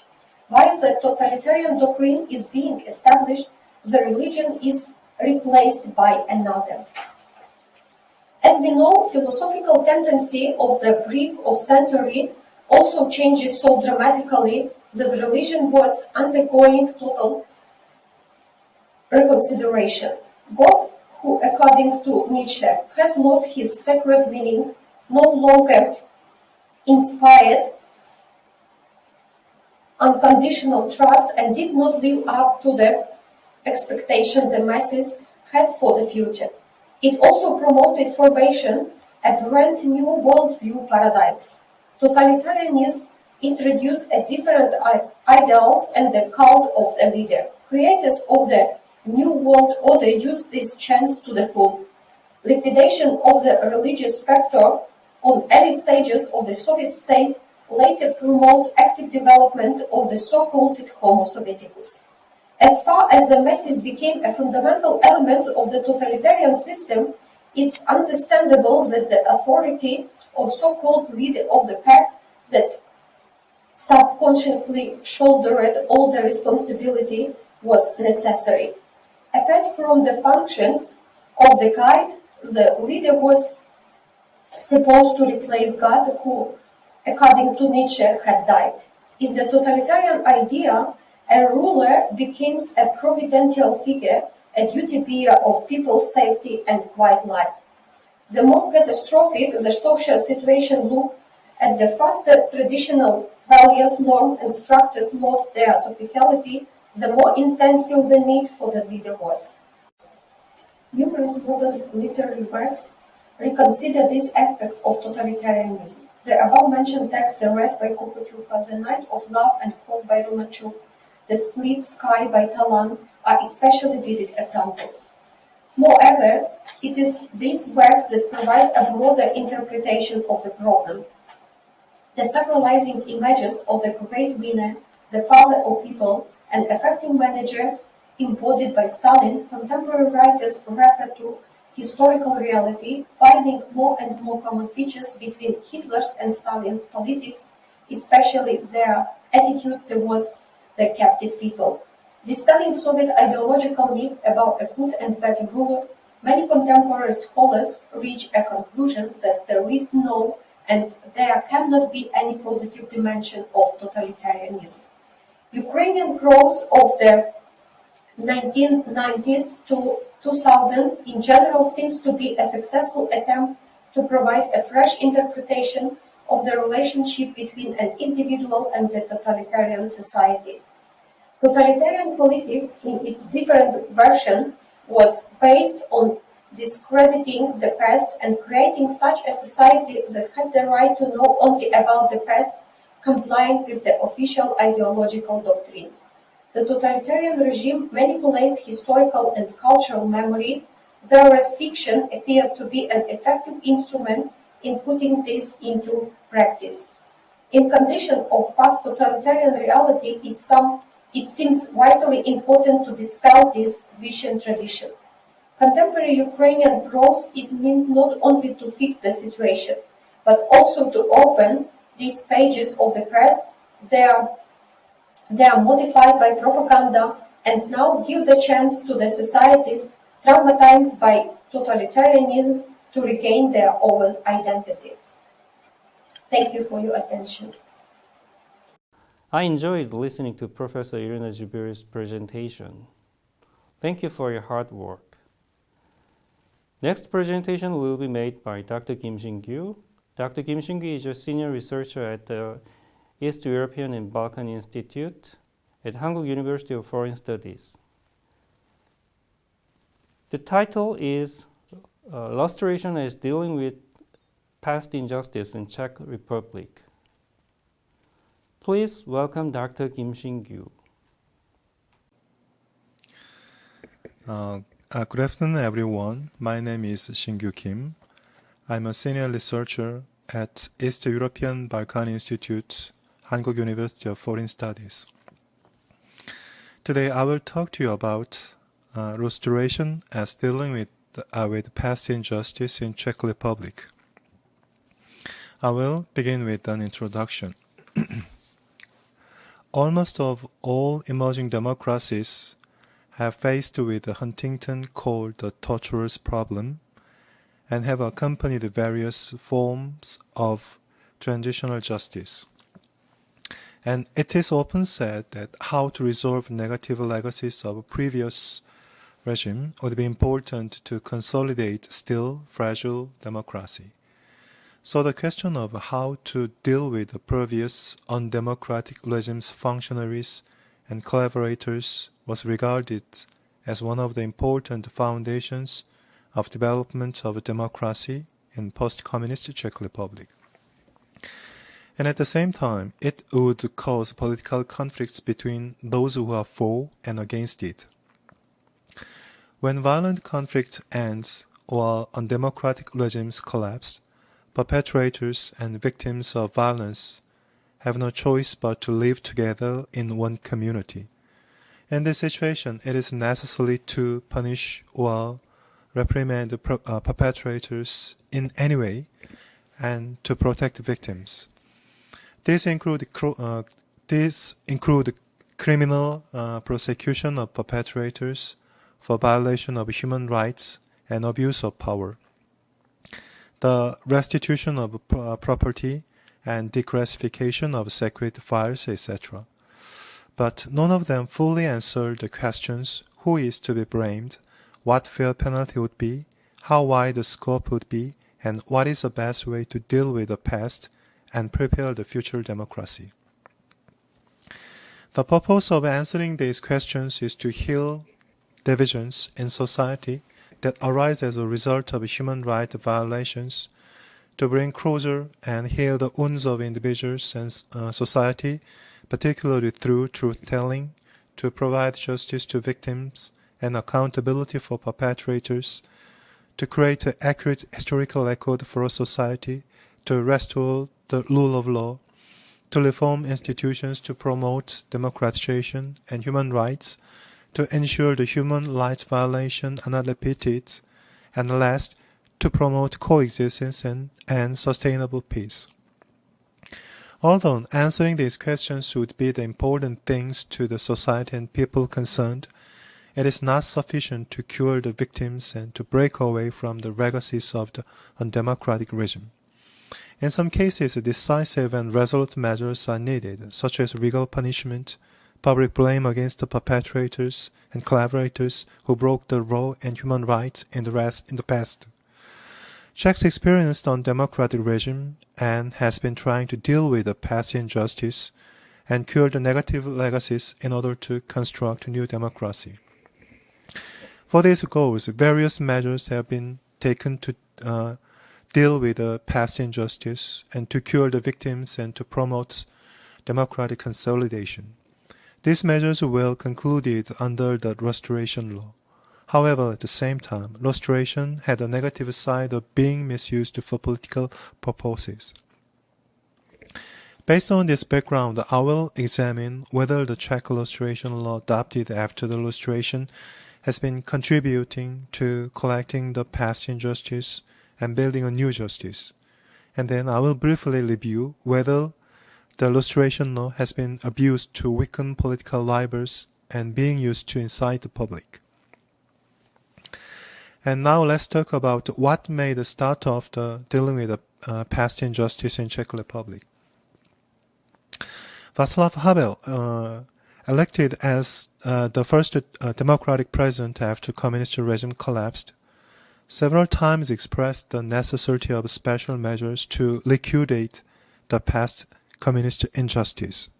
He argued that there was a desperate need to reflect on the communist past in society, to get rid of the people who had terrorized the nation and conspicuously violated human rights, and to remove them from the high-ranking positions that they were still holding despite the regime changing.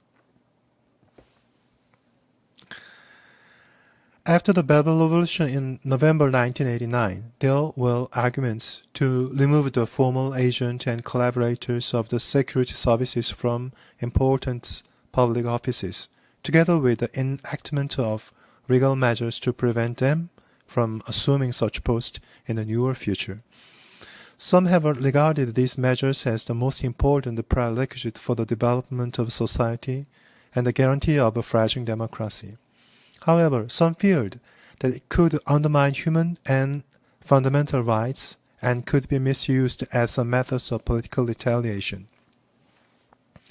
Despite many concerns about the violation of human individual liberties, such as freedom of expression, right to privacy, and discrimination in development, supporters of certain legal measures argued democratic regime should not turn a blind eye to former undemocratic regimes' injustice and wrongdoings. Allowing former communist collaborators to enjoy their spoils in the new democracy might dismay citizens who have been economically or socially disadvantaged by reform processes and shatter the government credibility in the new democracy. Supporters of legal action are discontented with the former regime's collaborators who still have occupied high ranks in executive, judiciary, state enterprises, and other state organs. And they are convinced that former communist elites won't accept the existence of the new order and will be the potential danger to the new democracy. It was natural that the Communist Party, whose political activities were guaranteed even after the regime change, opposed to the enacting of a Restoration Law for liquidating the past injustice and refused to verify the candidate for parliamentary elections scheduled in 1990. However, the need to redress the past injustice more systemically and to verify communist allies, namely lustration emerged after the Civic Forum and Public Against Violence won overwhelming victory in the general election in 1990. Following the success of the revolution and the collapse of the communist regime in 1989, there had been rumors that politics and economy were stuck in former secret police agents and informants, so that there would be no real revolutionary change. And democratic elites were anxious that the communists would try to overthrow the new and still vulnerable democracy. In this uncertain and unstable situation, the law forced to open all classified documents filled by secret police during the communist period and remove someone found to had collaborated with the former communist regime. It was necessary for the new government and parliament to take immediate steps not to lose public trust and to make government parliament more trustworthy and to retain the support for transition process. For this reason, already in January 1991, the federal parliament established the Committee for Verification of Senior Public Officers. The verification committee first verified whether the federal lawmakers had cooperated with the old secret police and ordered the former communist informants to disclose the fact within 15 days. This verification work was embodied as the lustration law in 1991. Due to fierce debates between pros and cons, this law enacted as a 5-year statute of limitations. And the next part is about what was the purpose and who was the target. The original title of the law, which screens or verified senior officials and candidates for the high ranks in government and state enterprises, broadcasting stations, judicial authorities, the police and the army, etc., was the law number 415-1, 1991. 4th October 1991. Generally, it was called lustration law. Lustration is originally derived from the Latin word lustratio, meaning purification by religious rites, especially spiritual or moral. But it generally implies the purification of states, organization from their wrongdoing and injustice under the communist regime, and is often used as a synonym with decommunization and screening process, and prohibiting someone from holding high-ranking positions in government, judicial, police, army, and other state organizations. Lustration is variously defined. For example, paying attention to the policy of liquidating its undemocratic heritage, as to define it as preventing certain personnel from taking high positions in the new regime.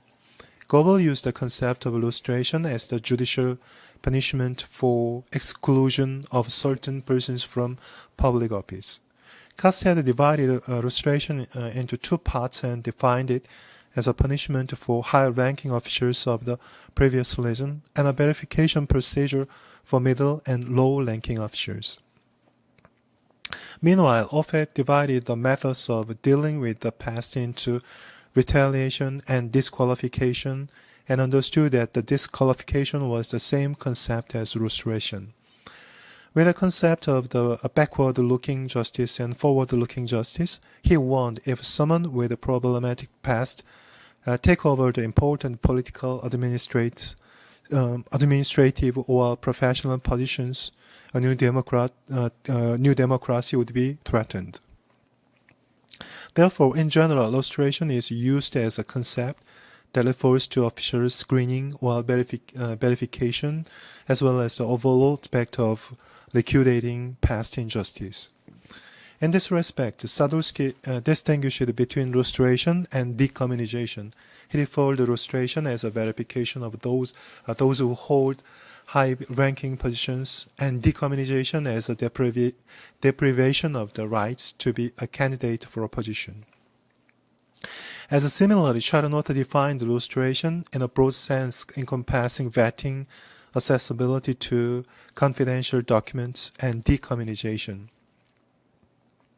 Lustration in Czech Republic means a legal process ranging from opening the classified documents and disqualifying from high officials those collaborated with a previous regime, which encompasses the proof of dealing with the past. Therefore, to lustrate means to vet or to screen certain communist elites. Thus, lustration may be used in the exclusion of individuals from politics, executive, judicial, state enterprises, and also used in judicial punishment for past wrongdoings under the communist regime. In Czech Republic, the lustration is not meant to punish all the former communist elites and to criminalize all activities that were legal under the communist regime, but to cleanse up personnel who cannot be trusted to hold high-ranking positions due to the past wrongdoing and injustice. In short, the lustration in Czech Republic is not for punishment, but for preventing a repetition of communist injustice. But they were concerned that the law might be unconstitutional, especially the communists insisted it would destroy the constitution that guaranteed the freedom to choose occupation and right to engage in work and privacy. For example, Alexander Dubček, then the chairman of Federal Assembly, instituted it was important to collect past criminals, but lustration law contained unconstitutional provisions. And also, 99 deputies of the Federal Assembly submitted to the Constitutional Court a petition seeking a decision whether the lustration law was in conformity with the Charter of Fundamental Rights and Basic Freedom, with the International Convention on Civil and Political Rights, and with the Constitutional Act on the Czechoslovak Federation. The Constitutional Court abrogated several provisions but upheld the law constitutionality in its substance on November 1992.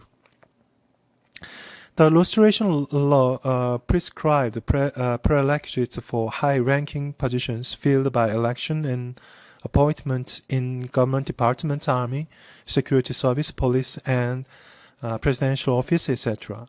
Also, it applied to parliamentary office and office of the Constitutional Court, office of the Supreme Court, and presidium of the Academy of Science, radio television stations, and Czech press agency.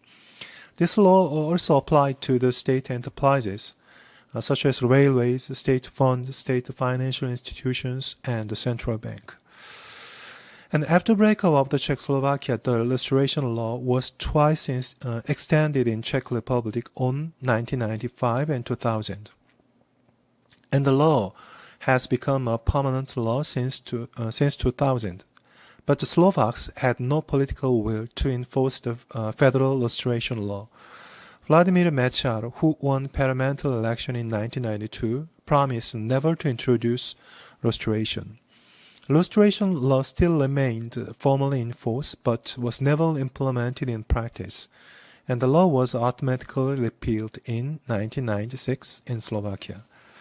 The main reason why the lustration law had not been extended and abolished in Slovakia was that many political elites didn't want to lustrate past political, executive, and judicial injustice. Even many of them had been involved in their past wrongdoings.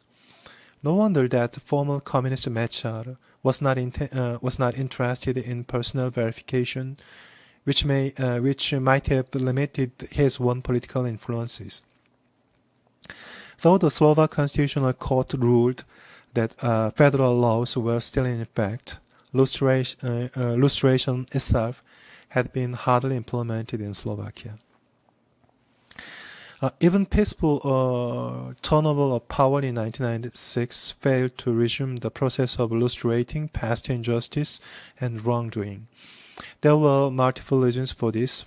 First of all, political elites couldn't afford to lustrate or deal with the past because they were faced with a vast majority of challenges arising from transition process.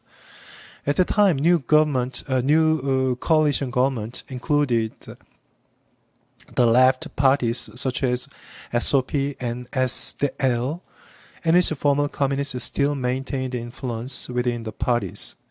Since they had negative views on liquidation as well as personal verification, the right wing within the coalition government could not pursue it independently.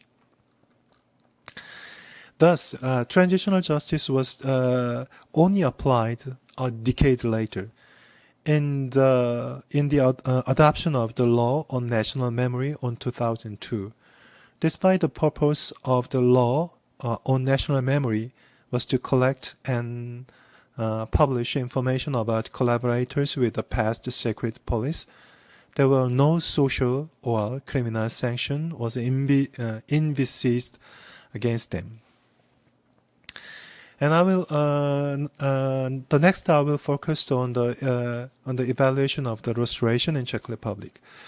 From 1991 to 2014, a total of 488,012 personal screening took place, of which only 10,611 cases found out positive. The positive means that the name was in list on secret police files. Therefore, he or she was unfit to hold a position listed in the law. The overwhelming majority of applicants for screening was found not to be listed as informant or agent of secret police. As earlier defined, the restoration law in Czech Republic was a screening or verifying process for diminishing the influence of communist legacy. It was said that the law could protect young democracy from the potential threats of the old elites, dismantle the remaining communist cliques, and weaken their social, political, and economic captors by inhibiting its members from occupying high positions. And the law endowed the new organizations with legitimacy by cleansing its members and structure. Despite the above-mentioned statement, critics argued restoration law may cause such discriminatory behaviors as violation of civic liberties and privacy, and may violate fair employment laws. For these reasons, the international human rights community has spoken out against the restoration law for their violation of individual liberties such as freedom of expression, privacy, and due process of law. And the International Labour Organization alleged that restoration law was discriminates on the basis of political opinion. The ILO expressed that such a violation is not permitted in a democratic society because it does not meet the individual principle. The ILO also criticized the law would discriminate a certain person based solely on holding a particular office during the last 41-year communist period, regardless of the individual person's view or behavior. Moreover, critics against the restoration law have argued that the law is subject to political manipulation by certain political parties. As the intensity of the political competition between Democratic and Communist Party increased, the ruling parties had attempted to widen the scope and applicability of the law in order to prevent or weaken the communists and to strengthen their political power. As the center-right and the center-left parties perceived the threat from the communists, they agreed to extend the law indefinitely in 2000. For this reason, restoration law was often misunderstood to be used to block certain political actors and even to eliminate them from the politics. Another problem with the restoration law is that it was based on dubious evidence. Actually, the authenticity of the secret police files, which was used as evidence to lustrate, was questioned. Given the fact that secret police usually spread lies and disinformation for controlling and oppressing the opposition, And informants and collaborators often leaked fake evidence to hide themselves, not sure if the information and documents of secret police was real and who the collaborators or informants were. In many cases, all or a part of the file had been selectively destroyed or published, so the authenticity of the file could not be verified until today.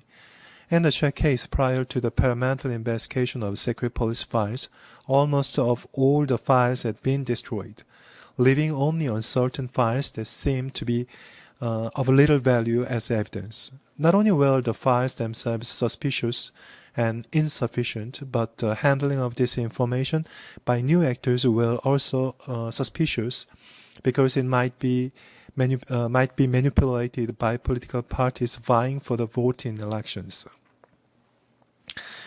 And now I will turn into the conclusion. According to Hughes, there were three alternatives to lustration: criminal prosecution, unconditional amnesty, and truth reconciliation. Although after the French Revolution, post the First World War, France, Netherlands, Belgium chose criminal prosecutions, but the post-Civil War, America carried out an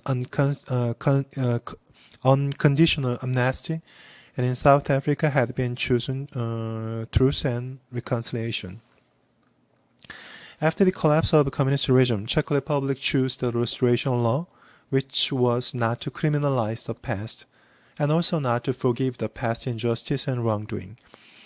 Though not intending to punish everyone who had worked for the previous regime, judging from the Czech restoration law, the law was aimed to screen and include former Secret Service functionaries and communist officials from certain public offices.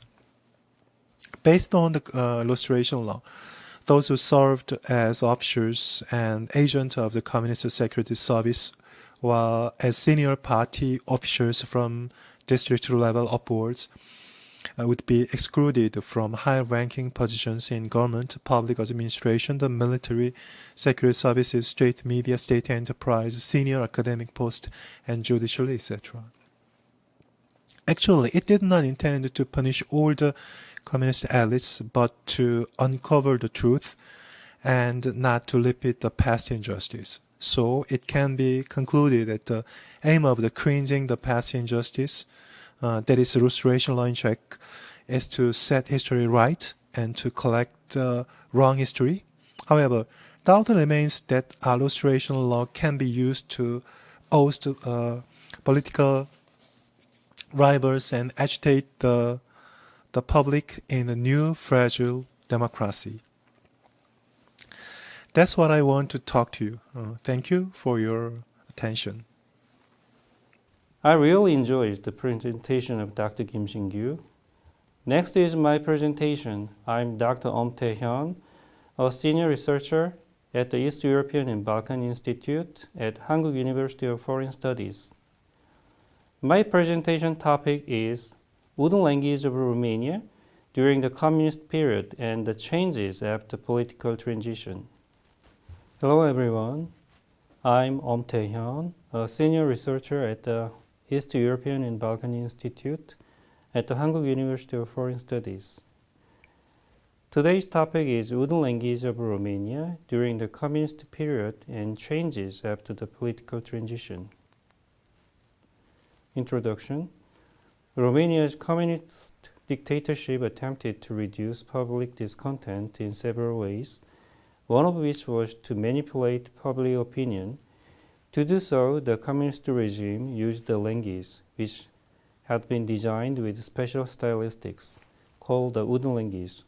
Rather than resolving complaints through communication, this language aims to hide the political reality of communist dictatorship, making it difficult to even address these complaints. Romanian linguists started studying the language of this style after the 1989 regime change, since it could not have been criticized under the communist dictatorship. They noticed that the characteristics of language were similar to the concepts of langue de bois, which was first discussed by French linguist Francois Tom. The borrowed term wooden language refers to particular style of language used during communist period. Those who thought the value of this language was meaningful only for communism believed that it would disappear along with the regime change. But this was not the case. Just as the remnants of communism lingered past this change, linguistic remnants too remained and were transformed into a unique literary style in democratic regime. Concept and stylistic characteristics of wooden language. The wooden language of communist regime has not yet been sufficiently studied. The term wooden language is not a common terminology of unified concept. Additionally, the term is not well known because there is no similar expression in English, a language used internationally and is simply an English translation of French term langue du bois. In fact, its closest English expression is newspeak, which was used in the novel 1984 by George Orwell to refer a new form of language used in the totalitarian countries. Through this term, newspeak, George Orwell tried to express the idea of controlling the diversity of thinking by reducing diversity of meanings of words in the novel 1984. The diversity of cognitive processes, that is, freedom of thinking and interpretation, can be controlled by reducing lexical polysemy, and this is the main function of wooden language. A notable part of the definition of wooden language is that it is used exclusively in totalitarian states. Many definitions have accepted it as a byproduct of communist regime. Therefore, many scholars believe that the use of this language would disappear by the end of communism. But even today, more than 30 years after the transition, its characteristics remain in Romanian society. After the transition of political system, the wooden language in Romanian society developed toward linguistic globalization centered on Eastern world, Western world, while maintaining the existing linguistic form and function. New changes influenced by the changing political, economic, and social-cultural developments, such as the development of democracy, economic prosperity, evolution of various communication technologies, and diversification of media were added to the use of sustain this existing language. The nature of wooden language is another aspect that requires discussion to define it. In this study, we understand that this language is related to the problem of stylistics. The French term langage refers to language as a set of semiotic systems, such as specific terminology and slang, metaphors, expressions, and vocabulary selection at the social level that perform certain social functions. Romanian linguist George Pruteanu also defined wooden language from a similar point of view. That is, a language manipulated to distort political discourse in the totalitarian regime with the complexity of professional vocabulary, grammar, and stylistic features. According to his definition, wooden language is defined by its stylistic aspects and can be called langage or semiotic language. The functionality of a language can be classified as the internal function for thinking and the external function for communication. The style of wooden language can be seen as having a relationship with both internal and external functions of language. The internal function of language in this article refers to the function of thinking and cognition through language. Since humans express their own thoughts and also recognize external thoughts through language, the structure of human thoughts and cognition develops by interacting with the structure of language. This means that the structure of language affects thinking and cognition and vice versa. The process of creating metaphors and expressions in the internal function of language is a crucial part of language structure and affects cognition and thinking. Regarding metaphors, this can be seen in George Lakoff's and Mark Johnson's famous book, Metaphors We Live By. The use of metaphors is not limited to literary works for artistic effects, but is also widespread in neutral everyday language. The conceptual metaphor theory proposed in this book illustrates the use of metaphors in non-literal language domains, such as the language of newspapers, broadcasting, and scientific studies. For example, you can see many abstract concepts that are explained by metaphors, such as argument is combined with military metaphor defending. That is, defending an argument, where theory is determined by metaphor for construction, building. That is, building a theory. The concepts that neither seen nor tangible are explained in connection with concrete ideas such as war and architecture.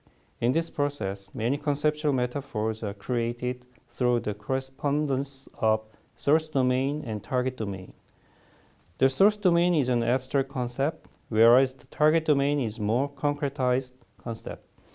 Abstraction can be understood by mapping the abstract concepts that are invisible and intangible into the space of concrete and visible concepts. For example, in the expression, time is gold, time is the source domain and gold is the target domain. It is possible to clearly conceive its meaning by matching the non-specific but important object of time to gold, which can be easily seen as being specific and important.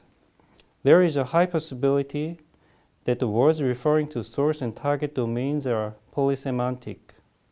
In the process of selecting one meaning out of these diverse meanings, an intervention in the field of thinking and cognition appears.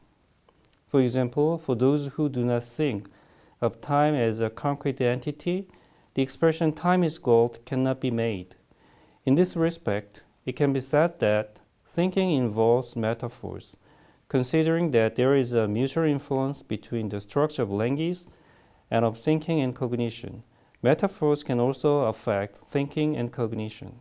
Therefore, a difference in the understanding of the specific metaphor corresponding to the abstract concept can lead to a different understanding.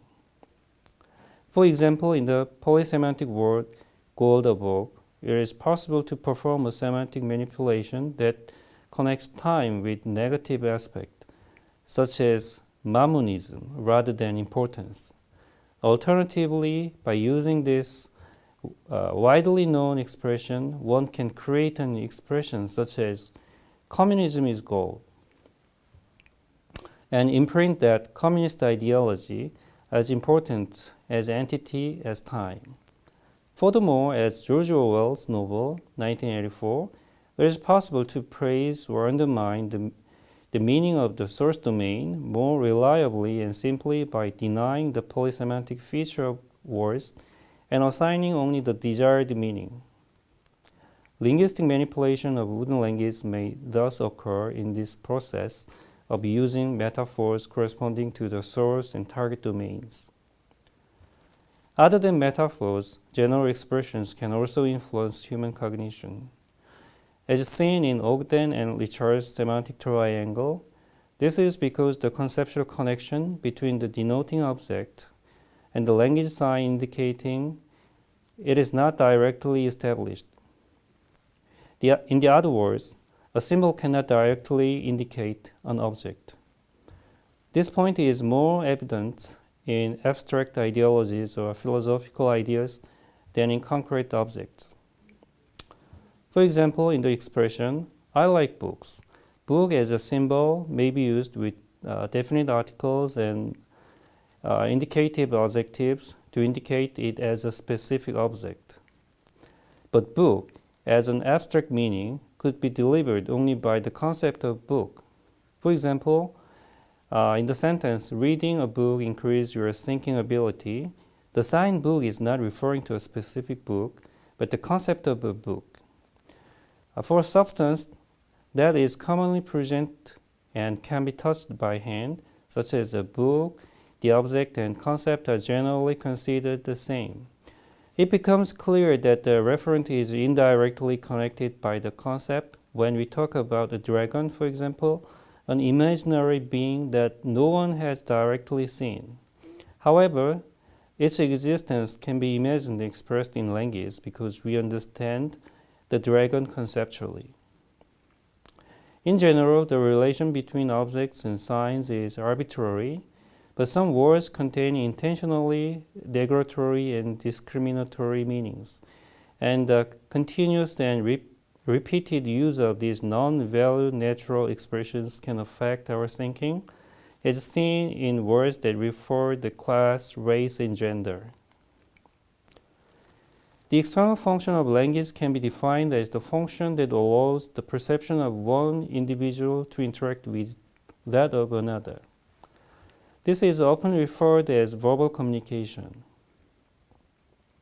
Although the function of communication through language can be defined in various ways, Roman Jakobson's classical thesis, which analyzes and explains 6 functions of verbal communication, is still widely cited. According to Jakobson's theory in communication, the sender delivers a message which is coded to represent the referent to the receiver. All these processes require a channel that is physical contact. Each of the 6 elements has its own main function. In wooden language, these 6 elements are superimposed upon utterance and can conceal certain facts or distort the truth in process of combining and operating the various functions. At the time of utterance, specific symbols, qualitative comparison, physical repetition, and semantic reinforcement appear through manipulation of speaker's will, special coding, message composition, and channel of delivery. The characteristics of wooden language, such as avoidance of concrete expressions, repetition of synonyms, bad metaphors, and dichotomous classification of good and bad, are considered to be related to the manipulation of linguistic functions. Linguistic manipulation of the internal and external functions of language in wooden language can be seen as clearly connected to the problem of stylistics. From this point of view, we will look at how the stylistic feature of wooden language affect thinking and communication in the next chapter. The wooden language of communist period. The wooden language widely used during the communist period seems to be quite a different language today, 30 years after the transition of the political systems. The element that conveys this is the vocabulary that constitutes the language and its stylistic characteristics. To find examples of wooden language during the communist period, we refer to the Wooden Language Dictionary and Tatiana Slama-Kazaku's work. Meaningless rhetoric expressions. The most common lexical feature of the communist period is the creation of a relationship between modificants and modifiers with peculiar meanings by using uncommon words. These forms of expression are typical rhetoric to represent communist ideology that are not found in Romanian today. We have already established that language structure and the function of thinking and cognition mutually influence each other. In the political rhetoric of wooden language that emerged during the communist period, the influence of this peculiar language structure on thinking and cognition functions can be noted. For example, aprobare adâncă, which means deep approval, and aprobare din adâncul inimii, which means deep approval from the heart, are expressions that are not commonly used in present Romanian. But in the communist period, these expressions mainly meant strong agreement on certain events and opinions. For example, it was used to mean was held in great success or was warmly welcomed. Pleonastic expressions. Another important characteristic often used in the wooden language of the communist period, but rarely accepted within the norm of Romanian language today, is pleonastic expressions.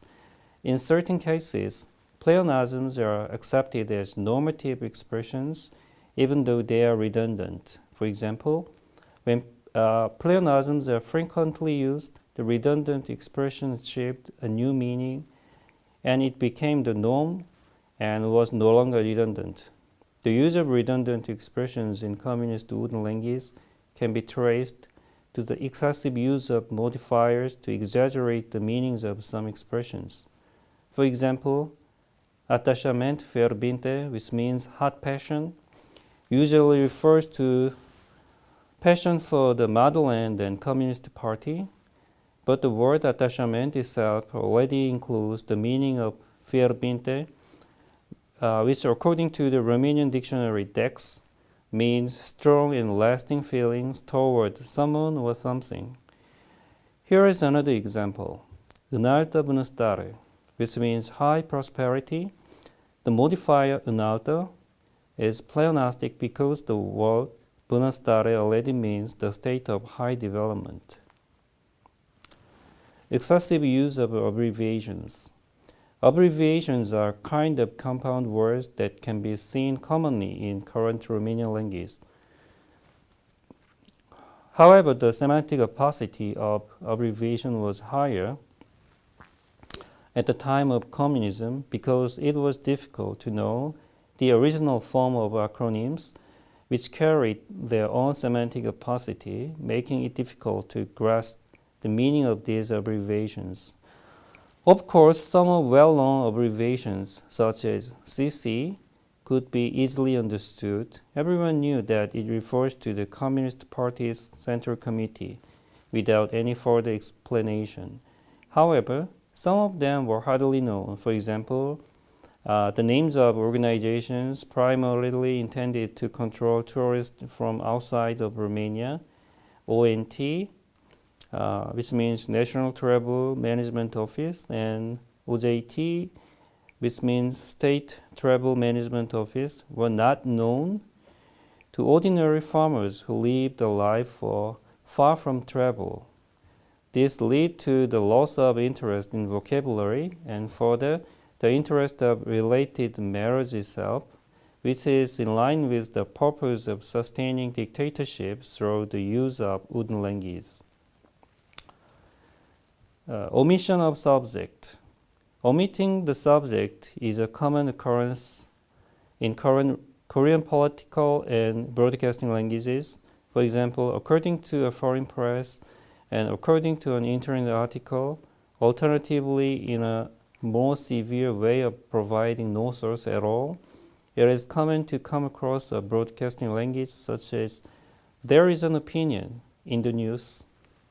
The purpose of is to disguise the statement in ambiguity.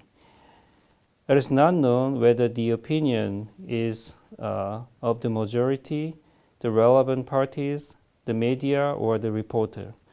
The expression of subject omission in the Romanian Communist wooden language is also very similar to this purpose.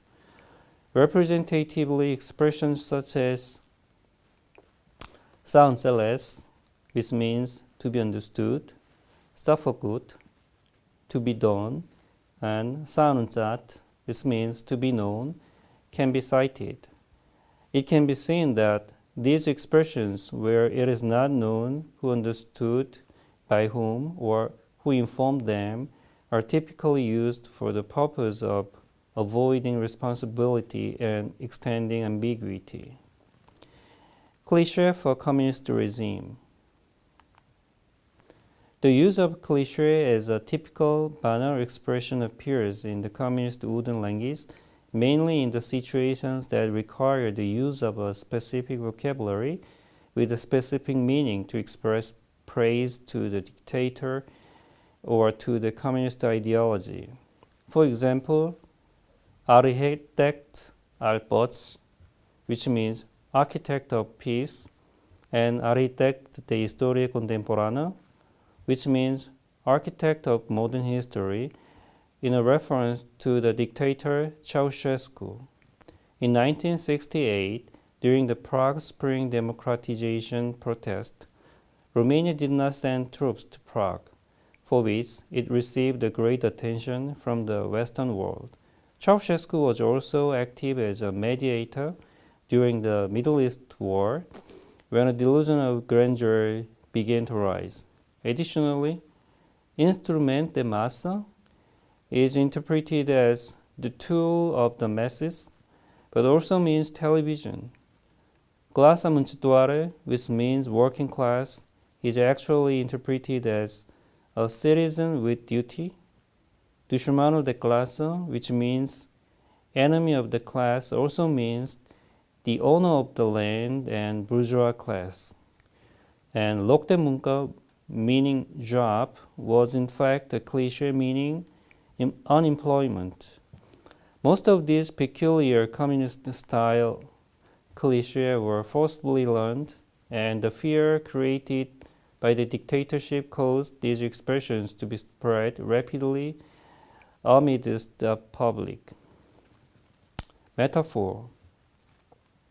In general, metaphors associated socialist and communist ideologies with the good, whereas capitalism, bourgeois, proprietary class, and imperialism were associated with the bad. For example, bestia imperialiste, imperialist beast, and orunduirea burgheză muserească, which means bourgeois proprietary class order, where imperialism and bourgeois proprietary classes were used in the sense of as beasts, bureaucrats, anti-nationalists, and blood-sucking vampires.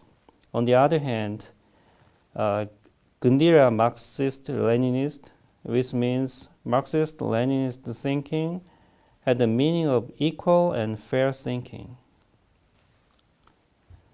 Improvement of names such as occupation, race, and others. Lexical changes appeared during the communist period for words referring to jobs and positions of the working class. Words with derogatory meanings were replaced by those with improved meaning, which seems to be natural change in a society that ideologically emphasizes the equality for the working class. For example, servituare with the nuance of maid was changed to femeie de serviciu, meaning servicewoman. It seems obvious that the nuance of this word has comparatively improved, but this short translation caused controversy with the gender struggle. Moreover, the word țigan, meaning gypsy, was replaced with the word rom, meaning man in gypsy language. However, as can be seen from the fact that the residences of gypsies at the time of communism were implicitly limited to the outskirts of the city and separated from the rest of the Romanians. There was a lack of protection of their human rights during this period. Wooden language after regime change. Romania's wooden language after the regime transition appears in slightly different patterns. There had been an effort to manipulate various concepts representing the communist ideology using the stylistic characteristics of the wooden language during the communist period to make the language difficult to understand by creating an overall opaque semantic structure. After the transition, it can be seen that a similar type of rhetoric is used, despite the parts related to communist ideology being omitted. This exclusion of communist ideology forms the first characteristic of wooden language after the transition. The second characteristic is the influence of English. About 30 years after the transition, the France-oriented Romanian culture of the past has changed to American-oriented culture and is exposed to the influence of English language as well. However, the influence of English does not appear only in Romanian, but is a global phenomenon. This is evidenced by the spread of loan translation from English. The borrowed words in the form of translating the semantic structures of English into Romanian requires special study if you do not know English. In other words, if you are not familiar with English, it becomes difficult to understand, which produces an effect similar to that brought about by Urdu language of the communist period. For example, a jargon such as quantitative easing can be translated as relaxare quantitativo, which is difficult to understand simply by understanding the Romanian language. The third characteristic of Urdu language after the transition is the tendency to use vocabulary with abstract meanings. This type of vocabulary has been widespread in capitalist societies and has been described by Uwe Borksen as a plastic world. This vocabulary is also imported from English and used in Romania. For example, words such as platformă, which means platform, structură, which means structure, strategie, which means strategy, and valoare, which means value, appear to be somewhat specialized terms, but are widely used.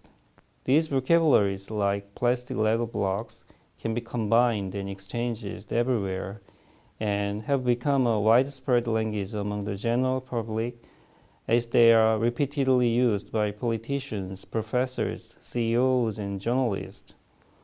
Expert groups always use these terms repeatedly to design, explain, and obtain consent for plans and projects. Such terms are spread worldwide with the waves of globalization providing a universal vocabulary.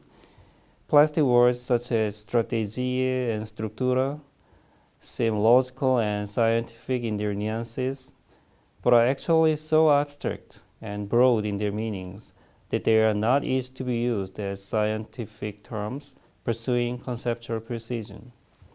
Thus, plastic language, not a dead language, but one for every situation, appeared after the transition in Romania and has an effect similar to that of the Urdu language of the communist period.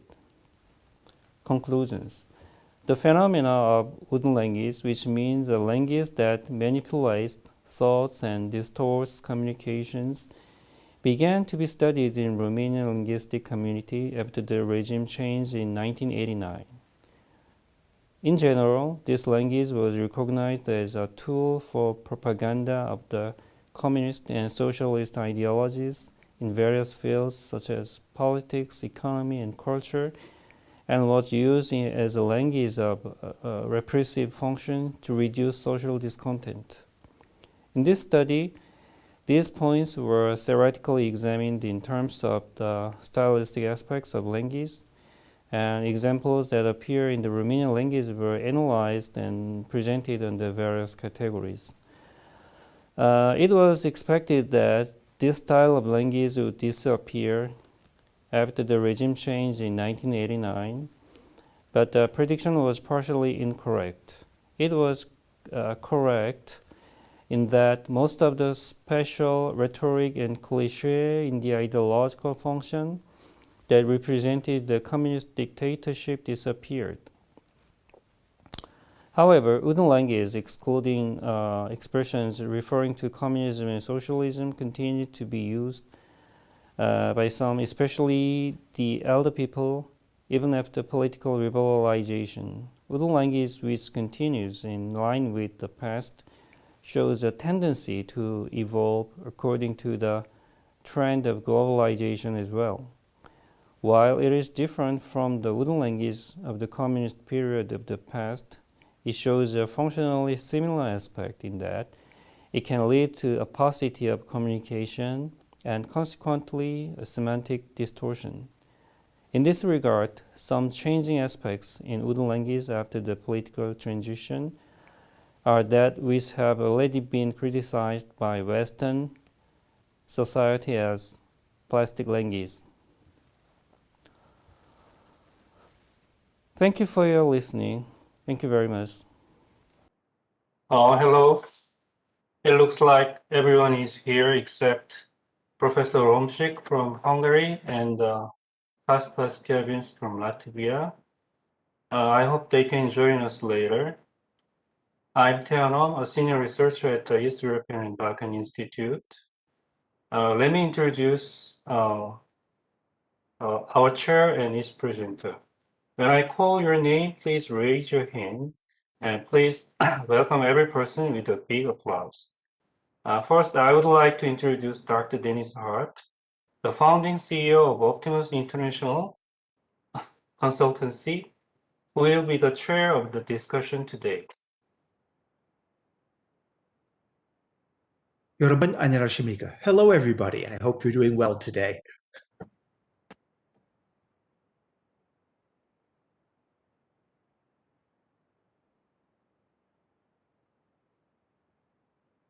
And Dr. Kim Shinkyu, who is a senior researcher at the East European and Balkan Institute. Hello everyone. Thank you for introducing me, and I'm really happy to participate this conference. Thank you. And Professor Iryna Zbyr from the Department of Ukraine Studies at Hankuk University of Foreign Studies.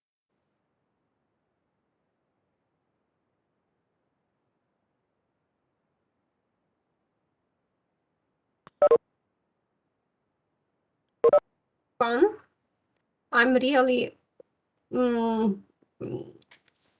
happy to be today as a participant in this conference, and I hope that today we will have a very nice discussion because all presentations are really very interesting, as I can see before. Thank you so much. Thank you. And Dr. Jeong, professor at the University of Texas, Rio Grande Valley. She will help us for translation today.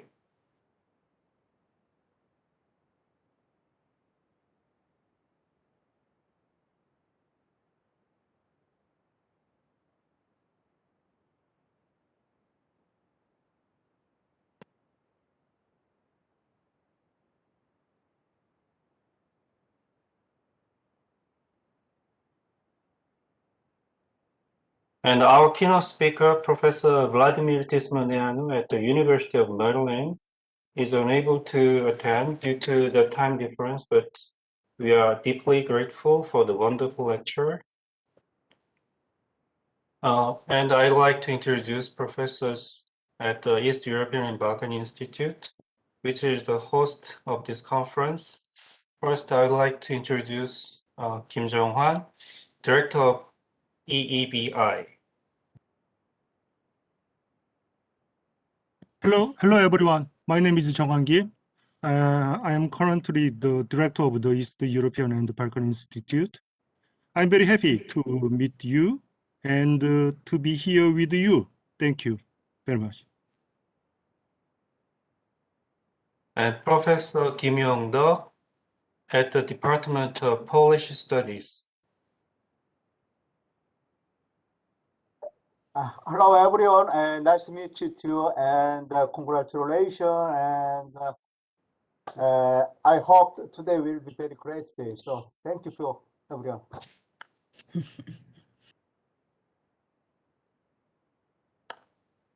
And Professor Kim Seol-mi, professor at the South Slavic Studies.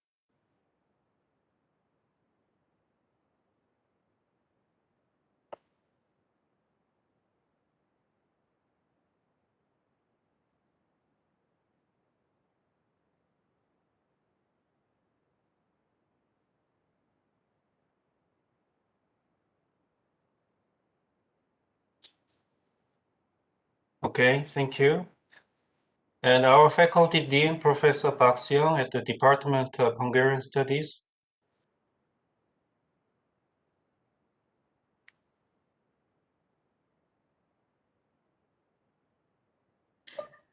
Hello, everybody. Congratulations for today's conference. I'm very glad to see you. Thank you very much.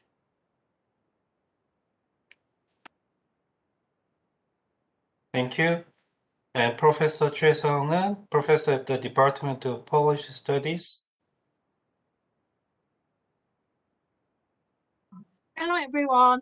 I'm very glad to be here as an audience. Thank you for inviting me here. Thank you so much. And Dr. Yeok Jin, a senior researcher at the East European and Balkan Institute.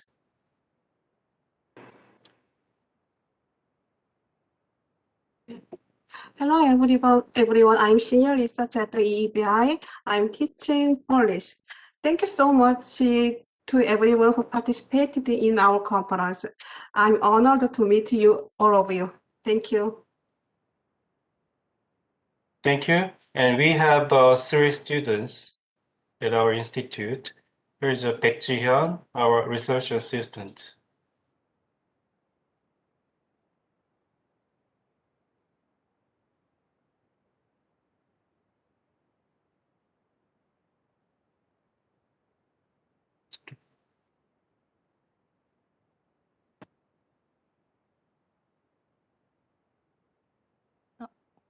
Hello, I am Jian Baek, majoring in Ukrainian Studies. I am working as a research assistant at the East European and Balkan Institute. Thank you for inviting me to this conference. And Lee So-hee.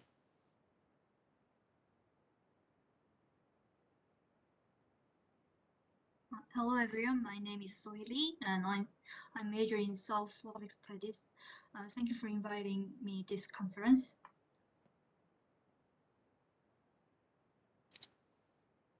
And Choi Jong-won. Hello everyone, I'm Jong-won Choi. I'm majoring in Romanian. It's an honor to have this opportunity. Thank you everyone. Thanks again to all participants. I'm going to hand over microphone to the chair, Dr. Dennis Hart. Thank you.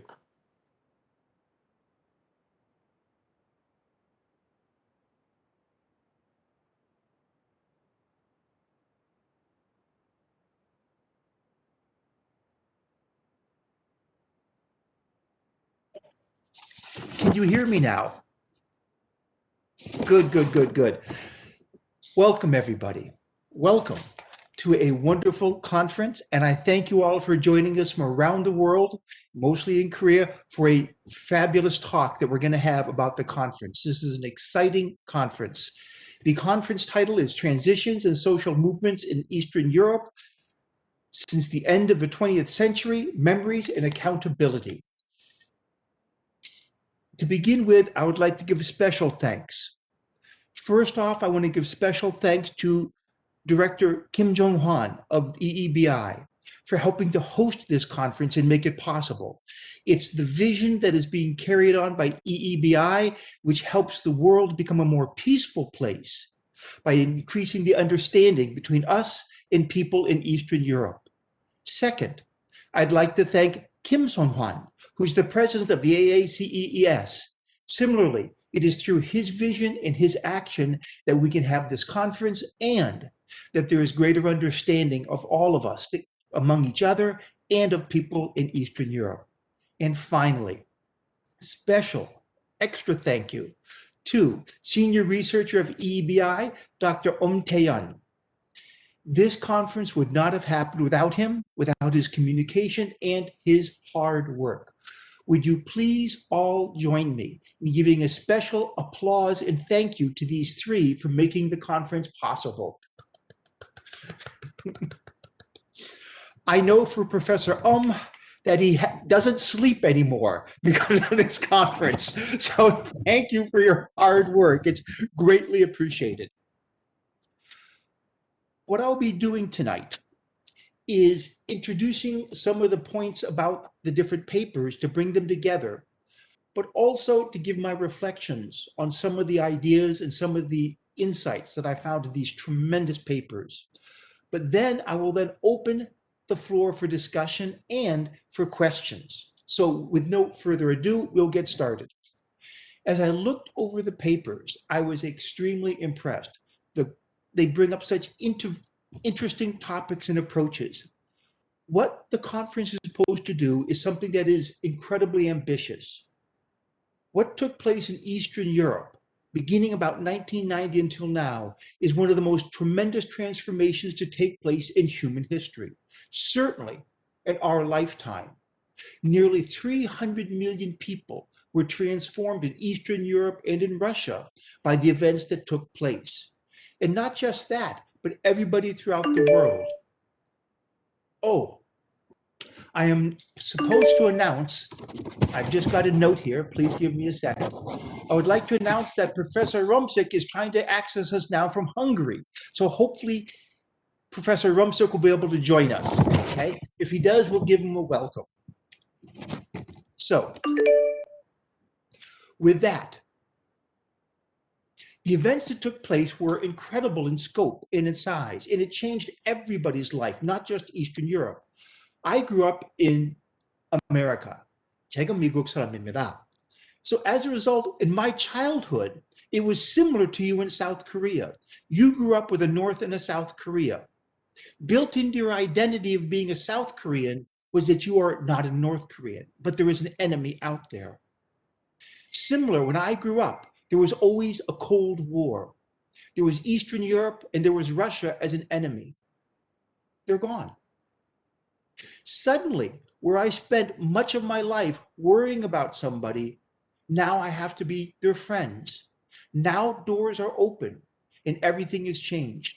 What this conference title says is it's going to give us understanding about this incredible process that has changed our lives and who we are throughout the world, not just Eastern Europe. Now, of course, as brilliant and as wonderful as these papers are, no single conference can cover all aspects of such an incredible historic phenomenon. It shouldn't be that way, and it's not. But what I really enjoyed most out of these papers was seeing that this process, which is huge, it is economic and political and social and cultural and linguistic, is also human. Memory, identity, daily life, what it was like to live as the center of these changes came through these papers. I learned a great deal by reading them, and I learned a great deal about the people that went through such a process. So some of the things that really impressed me as I went through all of these, if I may go through this, is that our keynote speaker from the University of Maryland, Dr. Tismăneanu, a wonderful speech. As I watched it, I was impressed with his enthusiasm and with all the things he had to say. Here in America, we tend to think that the Cold War is over because communism is no longer the dominant political forces in Eastern Europe and in Russia. But as Professor Tismăneanu brings up, it's that it's not an end of a revolution, it's simply a new kind of revolution that is taking place. People are changing even as we have this conference. It is not the end, it is rather the beginning of a new form of change. But the questions that the people ask today, with a new society and a new economy, are similar to the questions they asked before.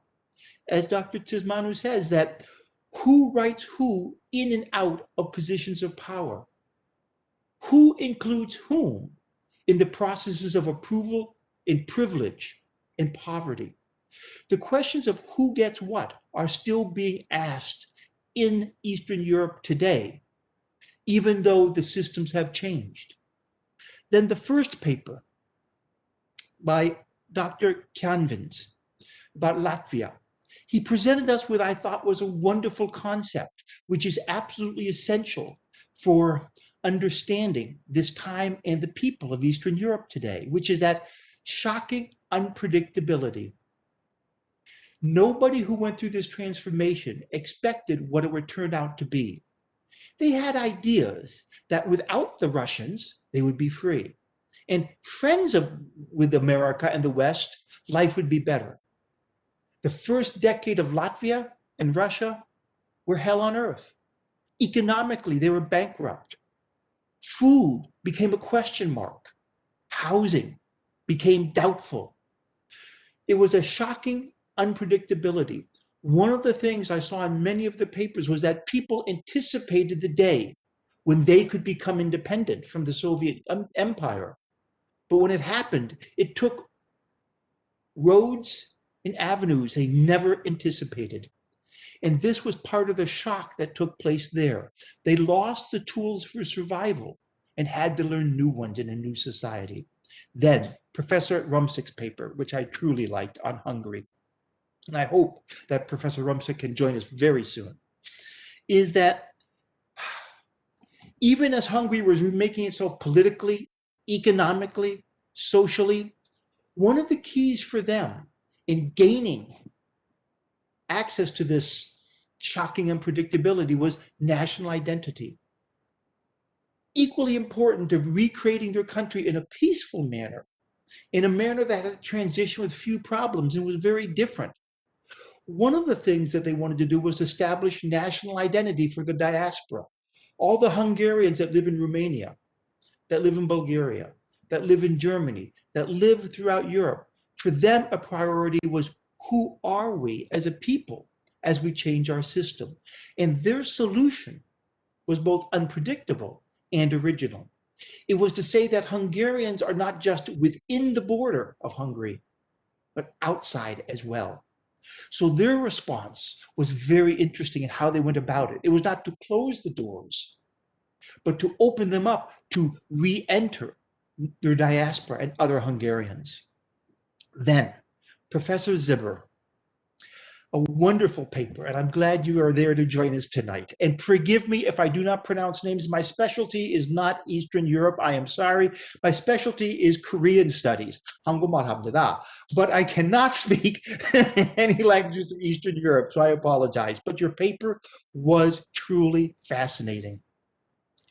You talked about totalitarian memory, and it was so layered, and it was so interesting, because the totalitarian memory that you introduced was a way in which a government orchestrated people's minds.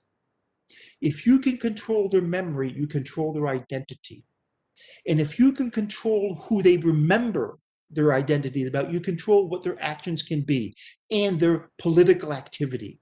So totalitarianism, which wishes all the world to be down to a single view for the world, teaches this as a memory. So this is what the people become. And you talked about the power that it had, but also implicit, and I wish that you could have had more room to write more. Implicit in this, what I saw is that what do people do when they emerge and suddenly they have new memories that they have to have? It's not totalitarian, but it's now new skills of how to imagine themselves, how to imagine their history, how to imagine their national identity come about. But again, a similar question is raised. Totalitarian memory wanted to have a particular memory within all the citizens. But now that we have totalitarian memory is gone, is it really gone? On one level, it's carried with everybody, such as yourself, Dr. Zbyr, because you grew up with such a system. But two, the writers today will write history trying to imitate that perspective for a generation that did not grow up. For teenagers today, totalitarian literature is just something they read about. It's not something experienced. So now we have a schizophrenic society, those who experienced it. And when people write about it, it has one set of meanings. And those who only know about it as ancient history, like my students who only know the Cold War as ancient history. So I've just been told that Professor Kļaviņš has joined us, and let me check on this one. Yes, so would you please welcome, I'll take a small break from my talk, welcome Professor Kļaviņš from Latvia. Welcome to our conference. We are so happy you could join us. I went over your paper very quickly because it was the first one there. And I mentioned how I loved your concept of shocking unpredictability. And for Eastern Europe changes, that I think is a wonderful theme for what happened afterwards. So with that, the idea of totalitarian literature plays out in many levels and in different generations differently. And I thought it was wonderful with the concept of memory and how it is constructed. Do we want people in the world today to remember that? But how do we want them to remember? These are questions that will be challenged. Next paper was by director Kim Si-gyu, and he pointed out lustration, which when I first saw that in the paper, I had to go to the dictionary and I looked up the word lustration and I learned. So thank you for teaching me a new word. Lustration, of course, is the ritual cleansing, and that's a good word. While we've talked about memory, we've talked about suffering, we've talked about shock, the idea of cleansing is also important. As with South Africa, and perhaps, as he mentions, in the future for the two Koreas, there's going to have to be formal, ritualistic cleansing of the past and the present, and a reconciliation, as was brought up quite well. What do you do when you change your political system entirely? What do you do with the people who held power under that old system?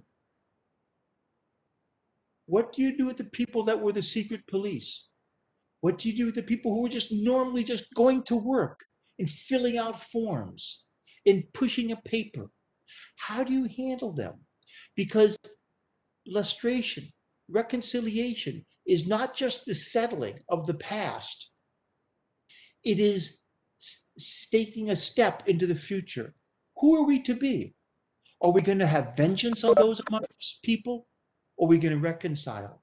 And what about justice? The people that the secret police killed or put in jail or made into collaborators to turn in their friends and family. Horrific times.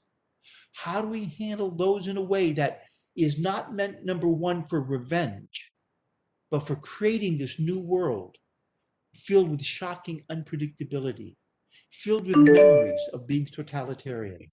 So finally, the last paper was by Professor Tae Hyun Oum, the organizer of this conference, and he introduced the wonderful concept of wooden language, which I had never heard about. And a question I'll have for him later is, Romania the only country to have wooden language, or does it come in other countries as part of the communist system? But the idea is that language creates understanding and communications of this understanding.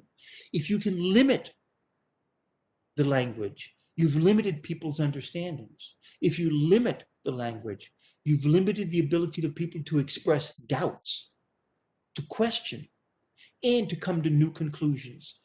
It is hand in hand with totalitarian literature. The literature is the passive absorbing of totalitarianism and the limiting of your memory. Wooden language is, once you've achieved that, how do you express new ideas if you don't have the language for that? It's a totalitarian dream when you combine those together. So with that, I believe, am I correct, Professor Oum, that I have burned up my presentation time and my talk about the papers? Yes. So with that, I believe next on the agenda, which is too bad because I had much more to say, but such is life, that happens, is that I would like to open the floor for questions. And we'll do this in a couple of areas. First off, I would like to open the floor for questions to the presenters and to the researchers. You're the ones who helped make this conference possible and had the ideas that are so exciting and so informative. So I would like to offer you the opportunity to speak to one another.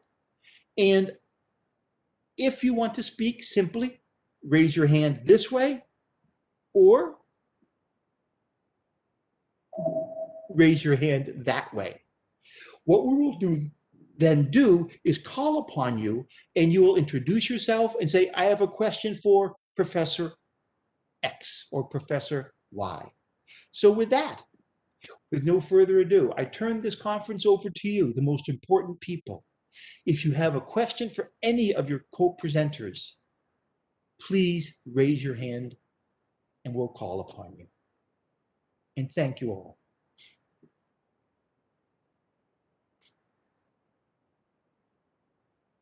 감사합니다.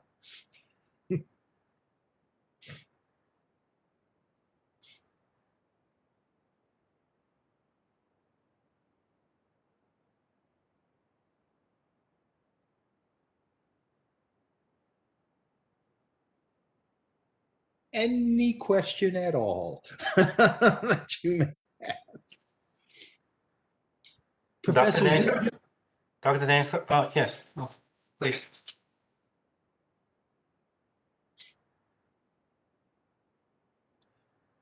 Dr. Oum, at this stage, will you be clicking to admit them so they are not muted?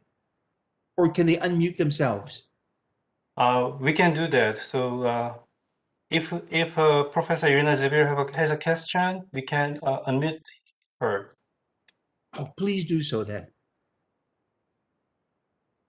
Iryna Zbyr.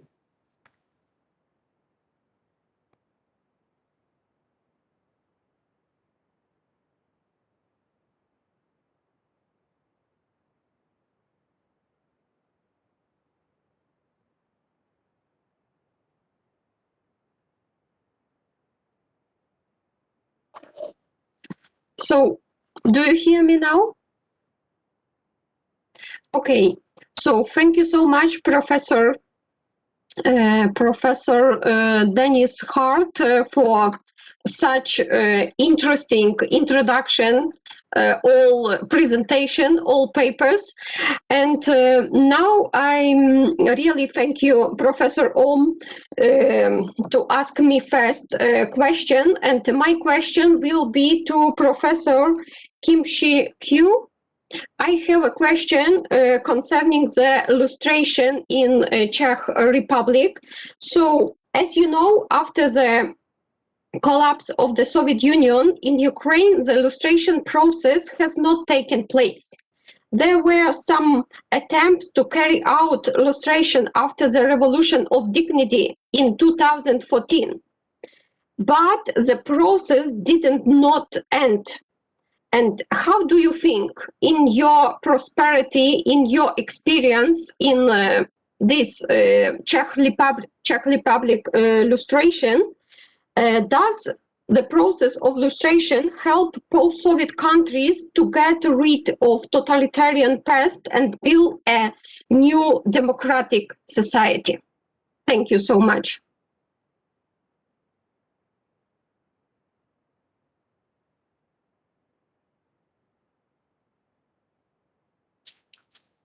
Excuse me, before Dr. Kim Shin-gyu answer the question, I'd like to introduce professors who joined later.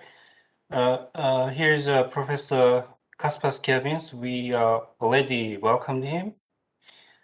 And we have Professor Han Kyung-min at the Department of Hungarian Studies.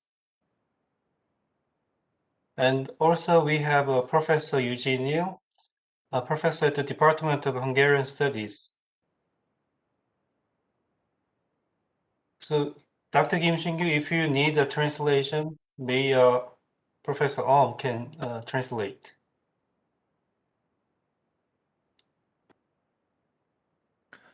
First of all, thank you for your question. So I tried to answer in the first in English, and but I cannot explain the full story in English. I would like to 죄송합니다. 나한테 나중에 영어로 도와주세요. 일단은 영어로 한번 해보겠습니다. I think that the Czechs experienced undemocraticalism for about 40 years, and now has been trying to deal with the past injustice and cure the negative legacies in order to construct a new democracy. So I think the dealing with the past, such as the lustration, is the important thing to cleansing the negative legacies and construct new the formal and informal democratic structures. So I think in Ukraine it is important to deal with the past, such as illustration, that is the betting or screening the secret the former secret policies, not to attend in new democracy. 네, 일단은 그럼 영어로 도와주십시오. 제 생각에는 과거의 사람들, 특히 제도나 이런 기구는 아마 새로운 거를 이제 받아들였겠지만 더 중요한 거는 그 제도나 기구에서 활동하는 사람들이고요.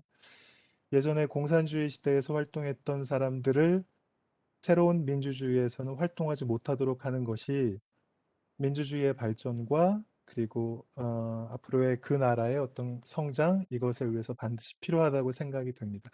물론 예전에 있는 공산주의자들이나 혹은 비밀경찰들을 처벌할 수도 있지만 처벌하는 것보다는 그 사람들을 새로운 체제에서 활동하지 못하도록 막는 것만으로도 민주주의 발전에 크게 기여할 수 있을 것이라고 생각합니다.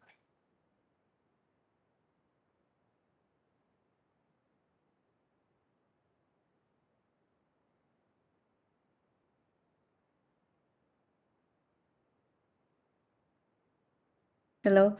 So what Professor Kim Shinkyu just said was what is important in the process of lustration is how to prevent the people who enjoy the privilege in the former system and from participating in the new system. And he doesn't mean that punishing them, but changing just the institutions and the system, the procedures is less difficult, but it is more important but more difficult to block these people, kind of have a change in terms of humans, people who served in the repressive regime, to not, there should be a way to prevent them to enjoy the same privilege in the new system. Okay. So what I guess what Dr. Kim Shinkyu is implying is that it was possible in Czech Republic as opposed to Ukraine. That was the difference, Ukraine.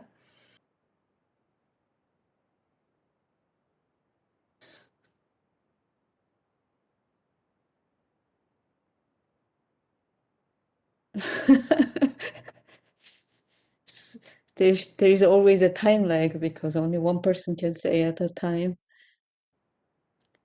So Professor Zbyr, do you think he kind of addressed your question?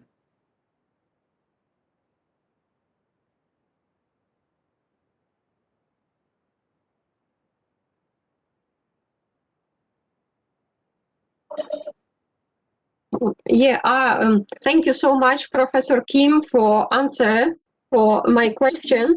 And really, I think we can discuss a lot about the process of lustration, not only in Ukraine, but in any other post-Soviet countries. And really, this is very important thing, but really very, very complicated because we have a lot of difficulties. It's not only political difficulties, but also cultural, social, and some other things which can happen during this process. Yeah, I really understand your opinion, and in your presentation, I can read really very interesting thing about this process in Czech Republic. Thank you for your answer.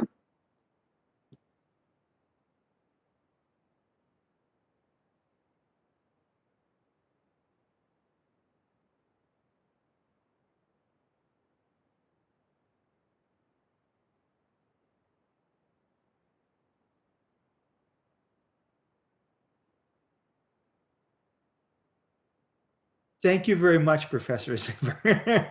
Are there any more questions? That was a very good one, by the way, an important one. Other questions? 질문 있으면 좀 물어보세요.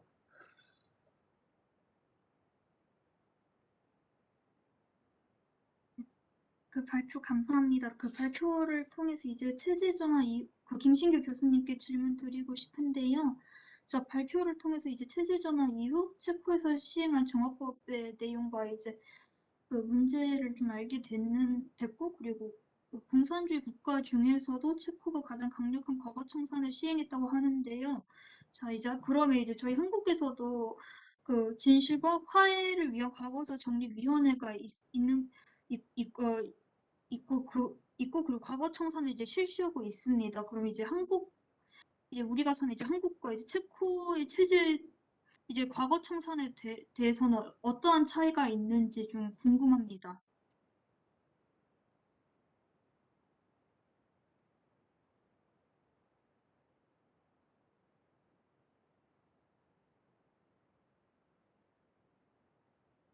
네, 그냥 답해도 되나요? 지금 외국인도 계시니까 통역하는 게 좋겠습니다.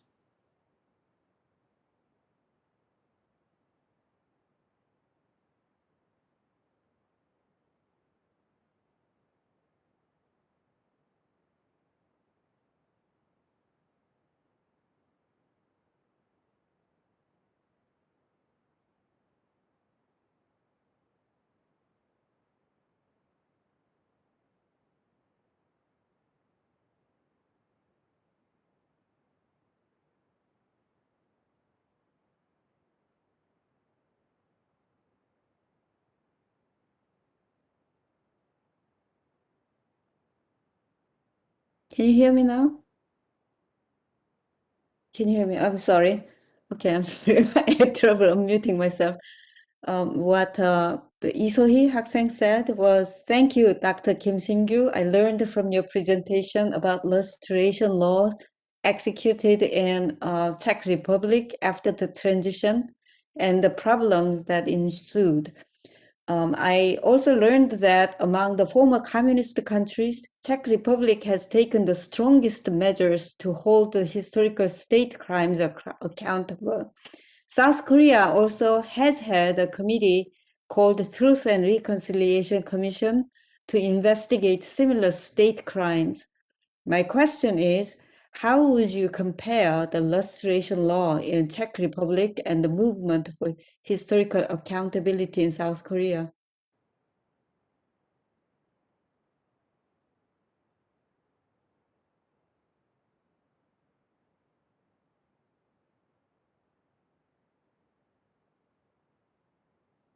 Okay, thank you for your question. I think there are similarities and differences between dealing with the past in Korea and Czech Republic. I think the lustration law in Czech Republic does not intend to punish everyone who had worked for the previous regime, but to bat or screen and exclude the former secret services functionaries and the Communist Party officials from the high-ranking positions. And all those who served as officers and agents of the Communist secret services or as party officials from district level upwards to be excluded from government, public administration, the military, secret services, state media, and state-owned enterprises, senior academic post and judiciary. And I think, on the other hand, in Korea, the history law does not intend to punish and censure a certain person, but to bring the truth to light and reconcile injured with injures. Those aims, so-called cleansing the past, the 과거 청산 in Korean. I think the attempts to set history right and to collect the wrong history, so-called in Korea, the truth and reconciliation in the dealing with the past.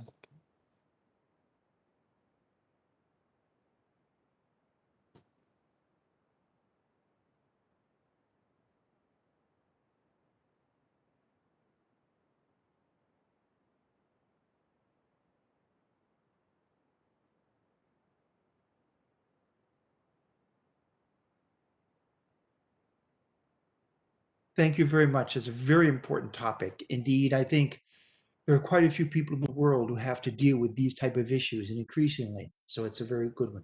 Other questions, please, for other presenters.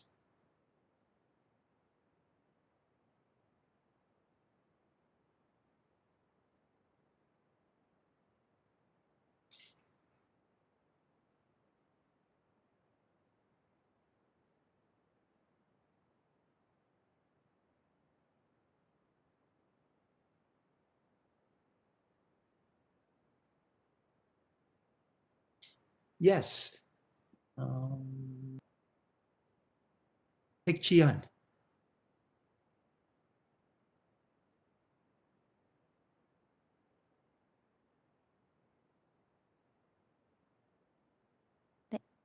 이리나 교수님께 질문 드리도록 하겠습니다.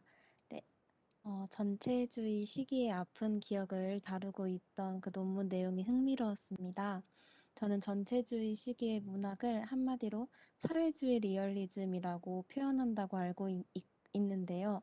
또한 사회주의 리얼리즘의 가장 큰 특징이 사회주의 이데올로기의 선전 도구였으며 작가가 자신의 생각과 의견을 표현하거나 혹은 사회의 현실을 자유롭게 서술하지 못했던 특징이 있다고 알고 있습니다.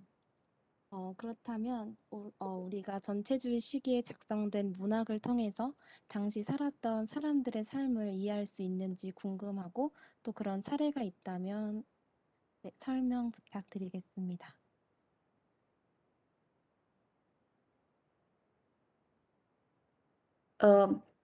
The Miss Baek Ji-hyun just asked to Professor Iryna Zbyr. Thank you, Professor Iryna Zbyr. Your presentation on the painful memory of totalitarian regime was very interesting. I think the literature during the totalitarian era is often classified as socialist realism, which served as a propaganda tool for the socialist ideology. It means that the authors were not able to express their own thoughts and opinions, nor freely describe their social reality. If that was the case, I wonder if it is possible for us to understand people's lives of the time through the literature written during the totalitarian era. If it is possible, could you give us an example?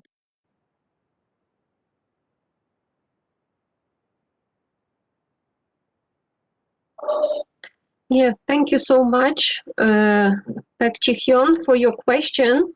And as you said, and also you can read this sentence in my presentation, that during the totalitarian period in the history of Ukraine, and especially in the history of Ukrainian literature, it was named social realism. And really the literature at that time was most significant translator of ideological senses, but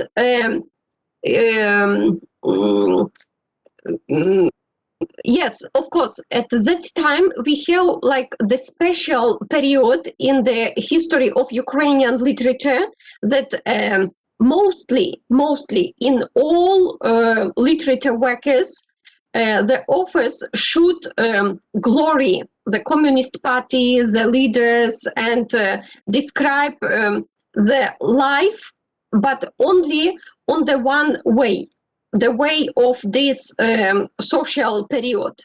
But the real life, and with all these problems, the real problems of communism, the socialism, you can find especially in Ukrainian diaspora literature, because only in diaspora it was possible to publish this kind of works.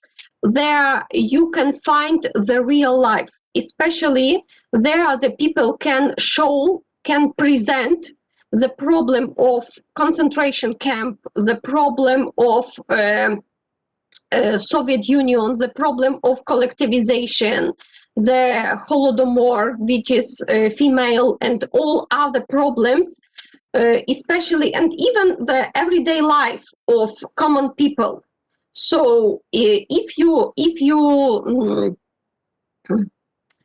you go to our department, you can find a lot of book, especially which was sent from Canada, from the USA to the Department of Ukrainian Studies, and a lot of books which was published, especially in 70s, 18th, and even at the beginning of 19th years, present really and show the real life of Soviet period in Ukraine.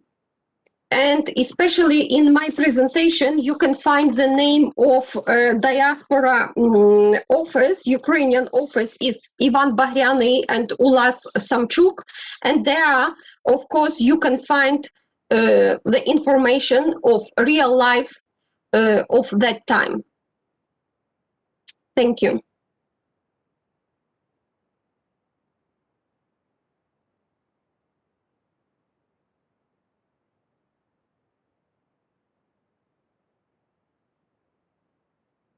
Thank you very much.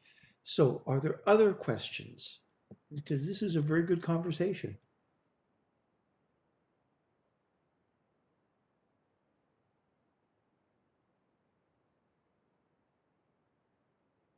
Yes, Ms. Jeong Won, how are you today?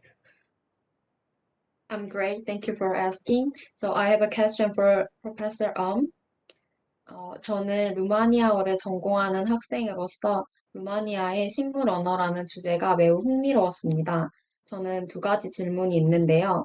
우선 공산주의 시기에 억압적인 언어를 주로 식물 언어로 하는 것으로 보이는데요. 다른 동유럽 국가에서도 이러한 스타일의 언어가 있었는지 궁금합니다.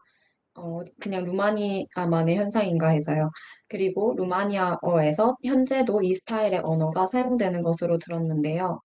체제 전환 이후에도 이러한 스타일의 언어가 남아있는 이유는 무엇인지 궁금합니다.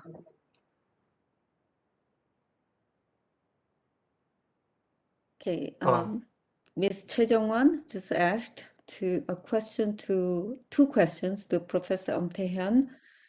She said, as a student majoring in Romanian language, I found the concept of wooden language very interesting. I have two questions. First, the wooden language seems to refer to the repressive language used during the communist regime. Were there similar styles of languages in other Eastern European countries, or was it only found in Romania? Second, you said that wooden language is still being used in contemporary Romania. What is the reason why such language still remains after the transition?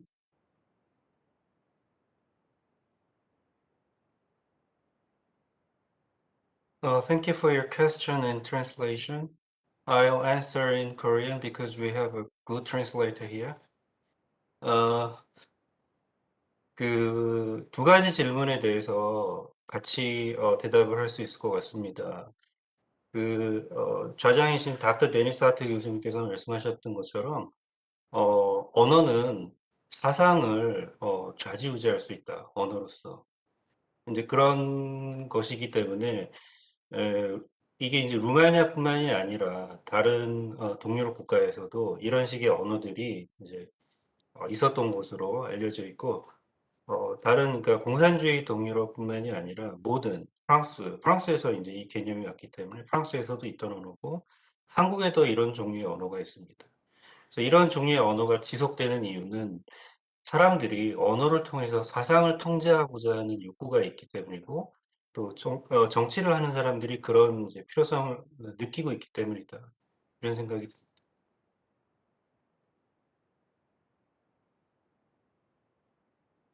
Okay, Professor Oum just answered, as Dr. Hart just said, language is a tool of understanding yourself and identity, and as a person as well as a society.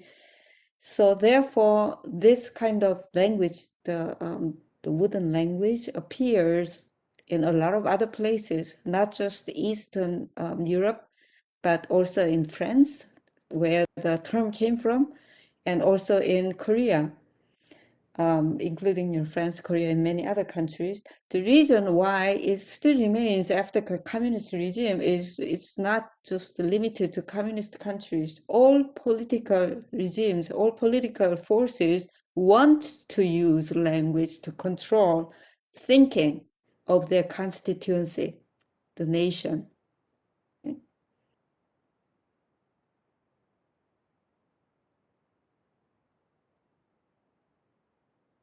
Thank you, Ms. Che. And by the way, that was the exact question I was going to ask. So thank you very much for, for asking that for me. Does anybody else have questions?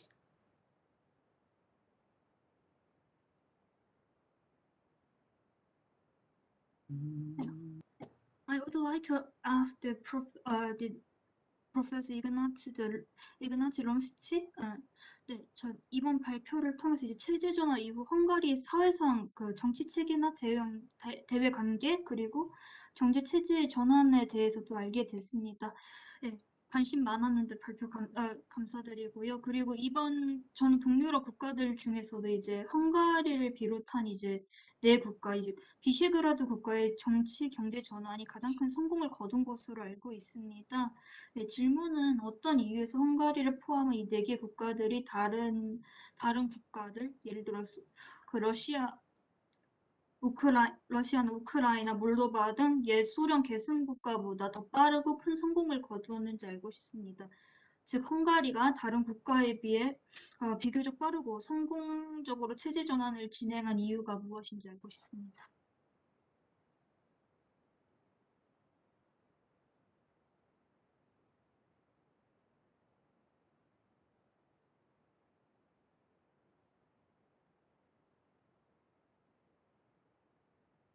Okay, Ms. Isohi asked a question to Professor Romsics. She thanked very much for the presentation because that's what she was curious about.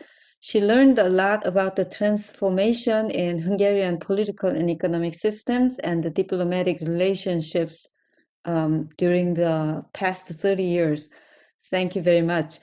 As far as I know, the Visegrad Four, including Hungary, had achieved the most successful political and economic transition among Eastern European countries. Her question is, what explains the rapid and successful transition in Hungary compared to other former Soviet Union, such as Russia, Ukraine, or Moldova?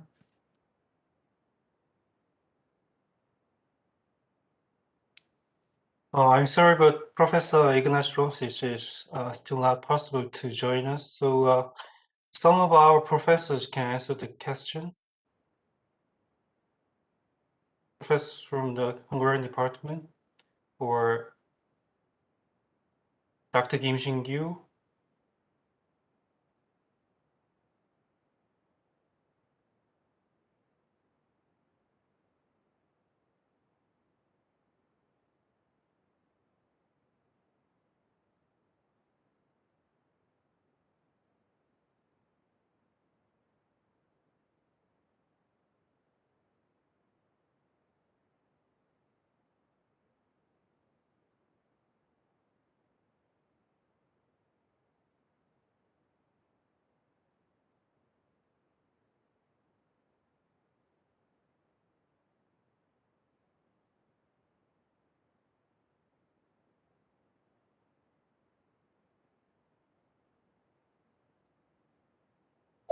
Yes, Professor Park Soo-young, did you have a question?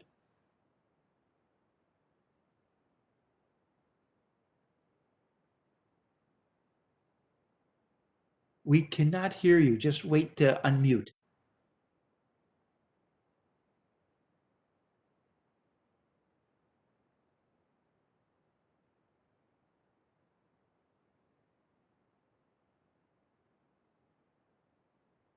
We cannot hear you, Professor Park. I'm sorry. 박준 교수님, 저기 뮤트를 해제시켜야지 들립니다. 지금 아무 소리도 안 들립니다.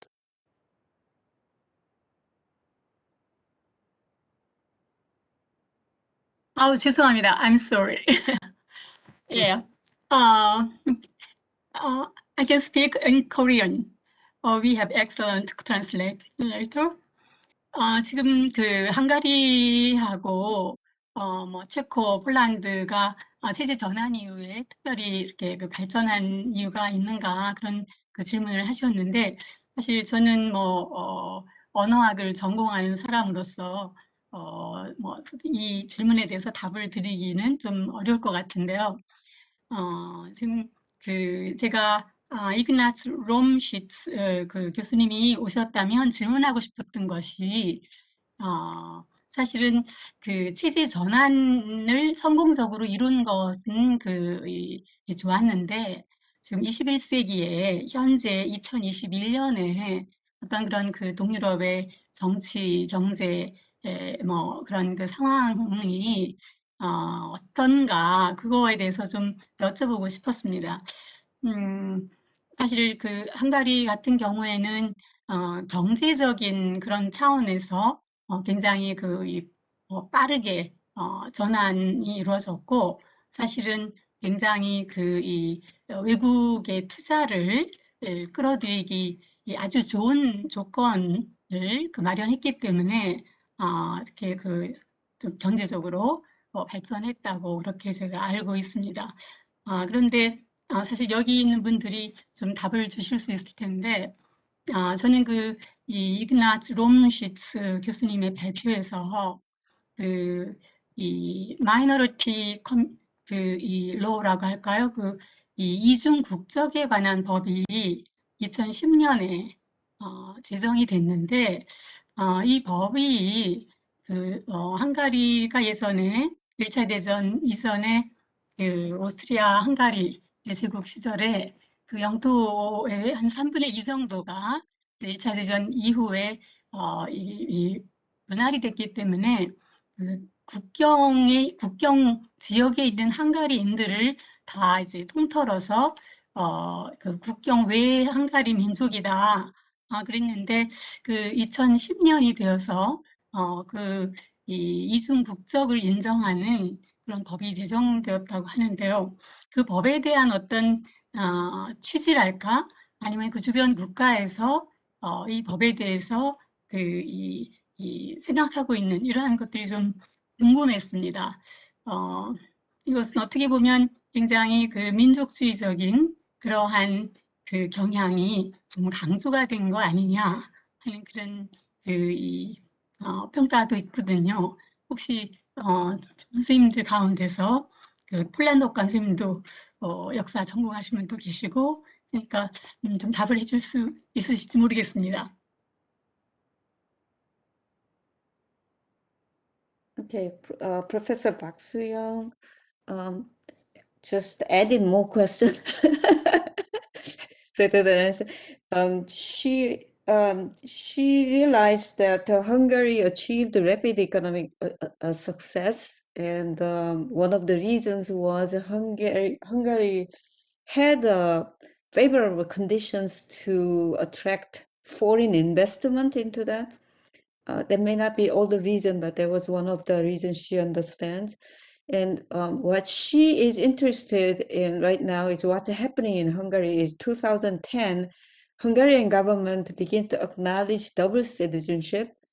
And what it is trying to do is that Hungary lost a lot of territory, after the war. I mean, Hungary used to be a huge country, and all the people the minority people who are living in the borderland of the Hungary, the regions that borders with Hungary, are now kind of considered that kind of part of the Hungary in terms. So she sees rise of a nationalism, new form of nationalism. And she is wondering what kind of impact would this have in the future. So she's inviting other professors who are in this conference, kind of share some ideas about this phenomenon.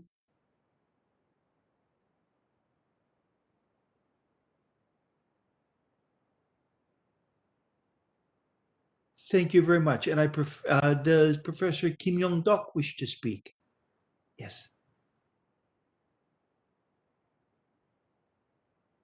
예. 제가 아는 대로 제 알고 있는 지식에서 우리 학생 질문한 거에서 답변을 드리겠습니다. 근데 제가 영어를 잘 못해서, 우리 통역을 해주시고. 글쎄, 제 생각으로 역사에 답이 있지 않나 싶습니다. V4라는 그런 비셰그라드 4개국이라는 거 원래 폴란드와 헝가리, 그 다음에 체코슬로피아, 세나로 시작됐었습니다. 그랬다가 1993년에 체코슬로바키아하고 체코하고 슬로바키아로 갈리면서 지금은 네 나라가 되는데, 이 비셰그라드 그룹이라는 게 원래는 14세기 때 정확히 1435년에 헝가리에 있는 비셰그라드에서 그 당시에 폴란드 왕과 헝가리와 체코 왕이 모여서 합세부르크에 맞서기 위해서 가졌던 거기에 기원을 두고 있는데, 이 만든 목적이 동유럽에서 공산주의가 무너지고 체제전환 과정에 세 나라가 그 당시에 폴란드와 체코슬로바키아와 헝가리가 나토와 유럽연합에 가입하기 위해서 자기네들 몸값을 좀 뭐라고 해야 될까요? 좀 부풀리기 위해서, 즉 각각의 한 나라가 유럽연합이나 나토에 가입하는 것보다는 그 세 나라가 뭉치면 같이 공동 고지를 취하면 나토와 유럽연합에 가입하는데 협상에서 좀 더 유리하기 때문에, 그래서 그런 배경에서 세 나라, 지금은 네 나라가 합쳐져서 만든 그 지역 협력체인데, 폴란드와 헝가리는 원래 좀 사이가 좋습니다만, 잘 아시겠지만 폴란드와 체코 그리고 슬로바키아고 헝가리 사이는 사이가 좋지 않음에도 불구하고 그 네 나라가 그런 과거의 그 악연 같은 거를 좀 극복하고 체제 전환의 과정에서 이제 유럽으로 돌아간다는 커다란 목표에 위해서 그래도 좀 힘을 합쳐서 그래서 좀 더 유리하지 않았는가. 반면에 이제 잘 아시겠지만 발칸 지역은 유고 지역은 내전도 벌어지고 있지만 그렇게 될 수 있었던 거는, 그리고 세 나라가 역사적으로 그래도 한때는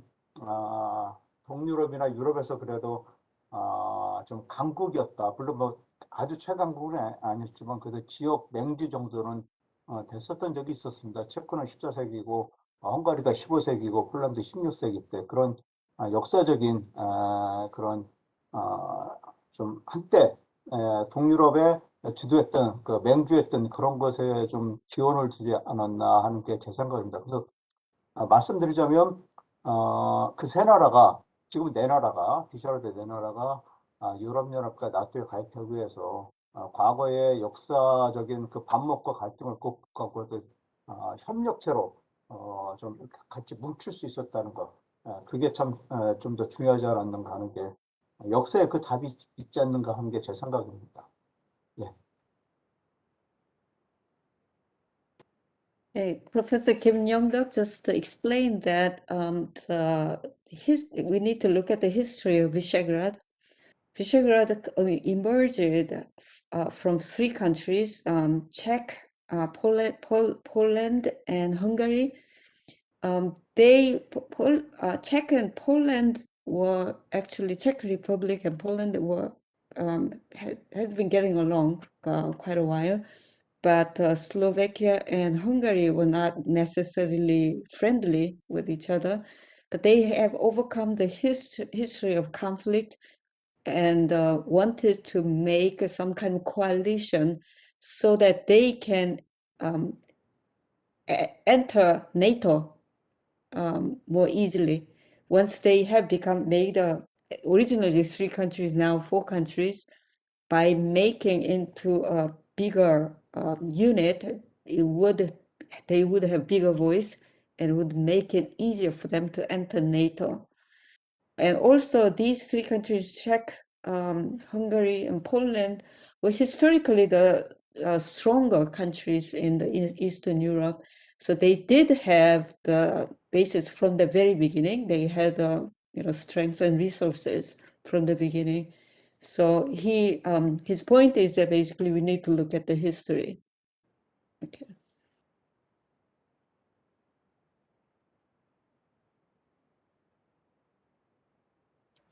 Thank you very much. And thank you, Professor Oum, for your wonderful translation of all this. It's hard work, I know. We appreciate it. Are there other questions?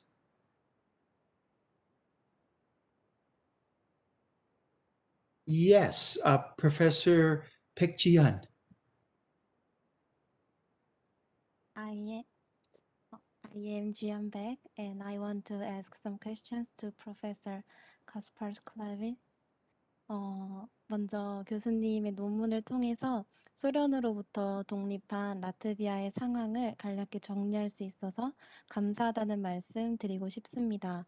또한 독립 직전의 라트비아 상황과 직후의 상황을 비교하면서 전환의 성공과 또 성공에 가려진 문제점도 알 수 있었는데요. 교수님께서 논문 마지막 문단에 쓰신 것처럼 아직까지 누구도 라트비아의 미래를 알 수는 없을 것입니다. 그래서 교수님께 질문을 드리면 교수님께서는 라트비아의 미래를 어떻게 전망하시는지 궁금하고요. 또 러시아가 계속해서 영향력을 확대하려고 시도하는 상황에서 라트비아와 같은 상대적으로 작은 국가는 어떤 방법으로 생존하고 발전할 수 있을지 여쭤보고 싶습니다. 감사합니다.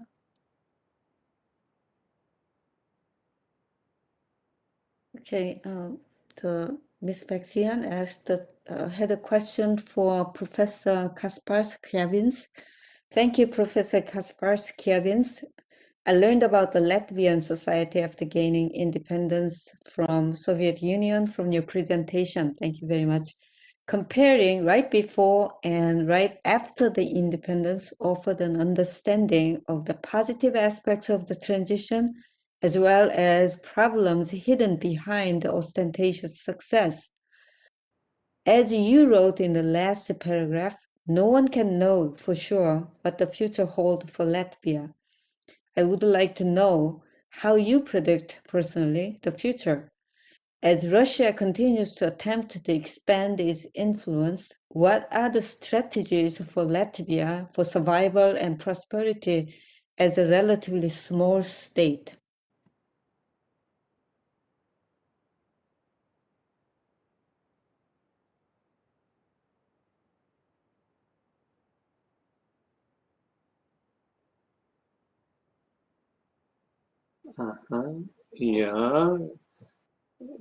네, 감사합니다. 진 좋겠어요. Latvia 너무 어려워요, 지금.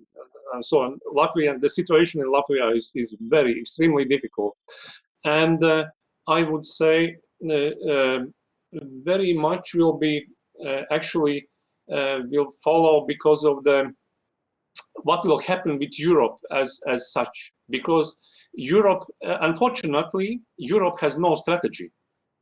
Europe has technologies and science and culture and everything, but European Union has no strategy. China has strategy. Korea has strategy. But Europe is so powerful but so weak because there is no strategy. And Latvia is part of European Union. And the problems are rising more and more. And I guess that very much will be dependent on the situation, what will happen between Asia, Europe, and United States, because Latvia is just a part of it. Even the scientific projects, Latvia itself can develop a lot of things, but can serve as a window, for example, for many Asian countries, because as you know, Asian countries are not blocked from many Western scientific projects. But if, for example, little country like Latvia gives the access to some Asian countries, to some Latvian scientific projects, because of that, Asian countries can have access to the whole European projects, and so on and so on. There are many ways, because Latvia is in a strategic place, and in a way, technologies are developed, but Latvia has no power to implement them. There are so much elaborations, but there is absolutely no power to for the, let us say, for the implementation in reality. In that sense, Latvia can protect in a collaboration with the other countries. And I hope that the situation between, in many ways, the situation will change, and we are feeling already, we are living in a changing time.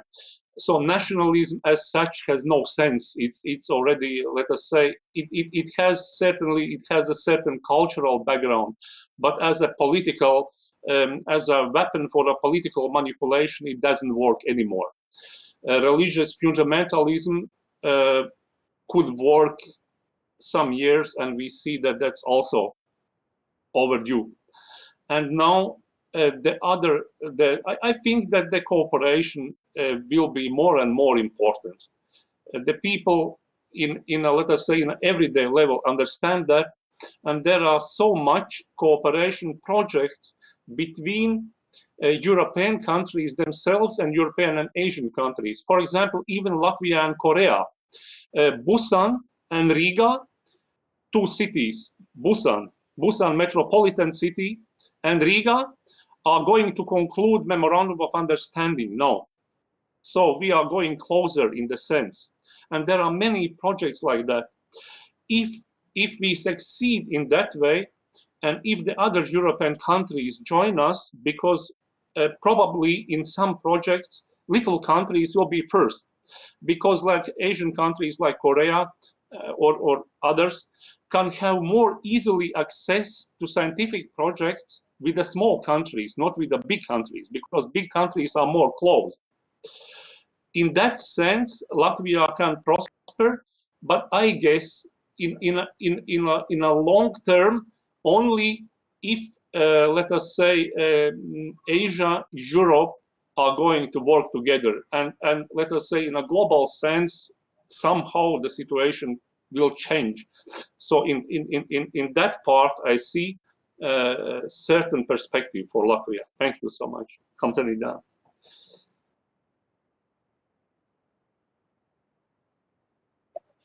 Thank you, Professor Peck and Professor Kļaviņš. Other questions, please.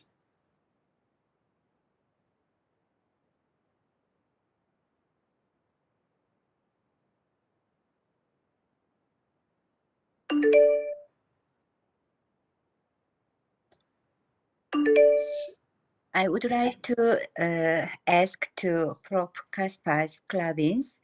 I'm not good at English. I would like to speak in Korean. 지금 말씀하신 것에서는 그 라트비아 상황이 굉장히 어렵다 이렇게 말씀을 하셨는데요. 작년에 저희 학과에서 에스토니아 대사님께서 오셔가지고 주한 에스토니아 대사님이 오셔가지고 강연을 하실 때 뭐라고 말씀하셨냐면 에스토니아는 발트 3국에 속해 있으나 소련의 블록 또는 소련의 어떤 영향에서부터 이렇게 잘 방어할 수 있고 경제적으로도 성장하고 있고 IT 강국으로서 미래를 굉장히 밝게 본다. 그리고 그 시티즌십도 이렇게 전자 이 시민권을 가지고 있고 또 거기에 주소를 두고 있지 않아도 누구나 명예 에스토니아인이 되어서 거기서 기업을 운영할 수 있으니까 많이 이렇게 기업 활동을 할 수 있다. 이렇게 얘기를 하셨거든요. 그러면 저희가 배울 때는 그 발트 3국이라 그래서 라트비아도 에스토니아하고 비슷하게 같은 그 경제 상황 또는 사회 상황을 갖고 있다고 생각을 했는데요. 왜 이렇게 다른 전망을 보이고 있는지 궁금해서 네, 여쭤보겠습니다.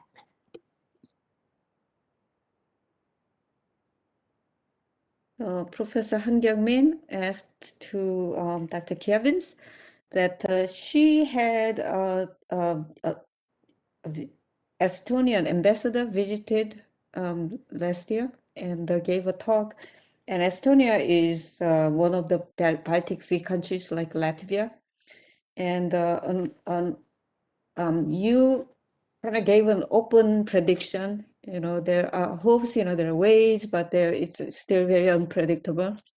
But the Estonian ambassador gave a much different prediction for the future of the country, because this country, Estonia, invested in really a lot and focused on IT technology. And now it is a giant in IT technology. And they have kind of open citizenship.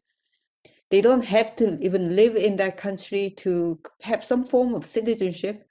And it is, they say that, she says it's kind of electronic citizenship. and it's a form of honorary citizenship, and they have all sorts of privileges to open businesses and do trade with Estonia. So she wanted to have your an opinion on this rather positive outlook of the future of the Estonia, compared to Latvia.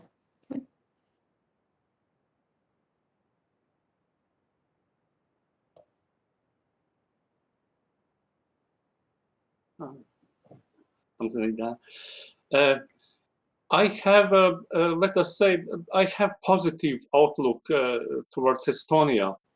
Just the point is, technologies we can master very fast. You know, at the beginning of 20th century, there were discussions about China in Baltic states. At that time, Baltic state, there were no Baltic states, there were Baltic German provinces of Russia.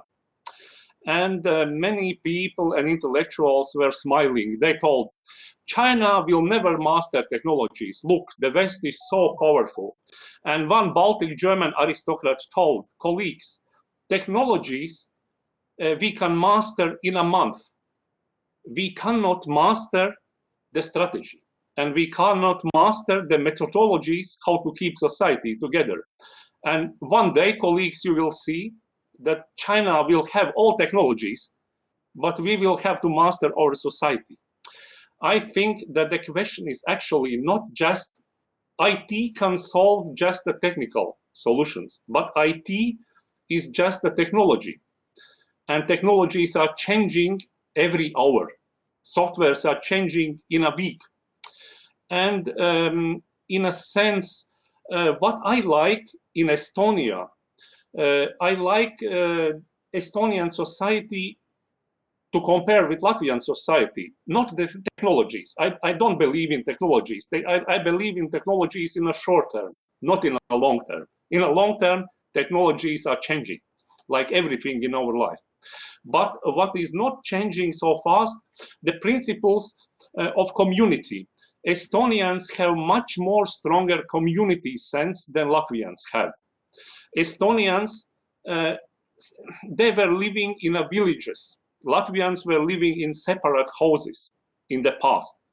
And Estonians somehow has a little bit more sense of solidarity. And I feel not technologies, but the sense of solidarity is the power of Estonians. So I see their perspective. Thank you so much.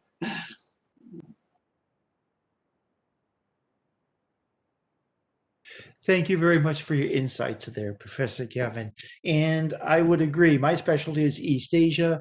And when you talked about having a strategy and plan, that is very much which characterizes South Korea, Taiwan, Japan, and China. They most certainly have a plan, and they agree with you. That is, the people is the place to invest. So with that, are there any final questions? A final last question by anybody?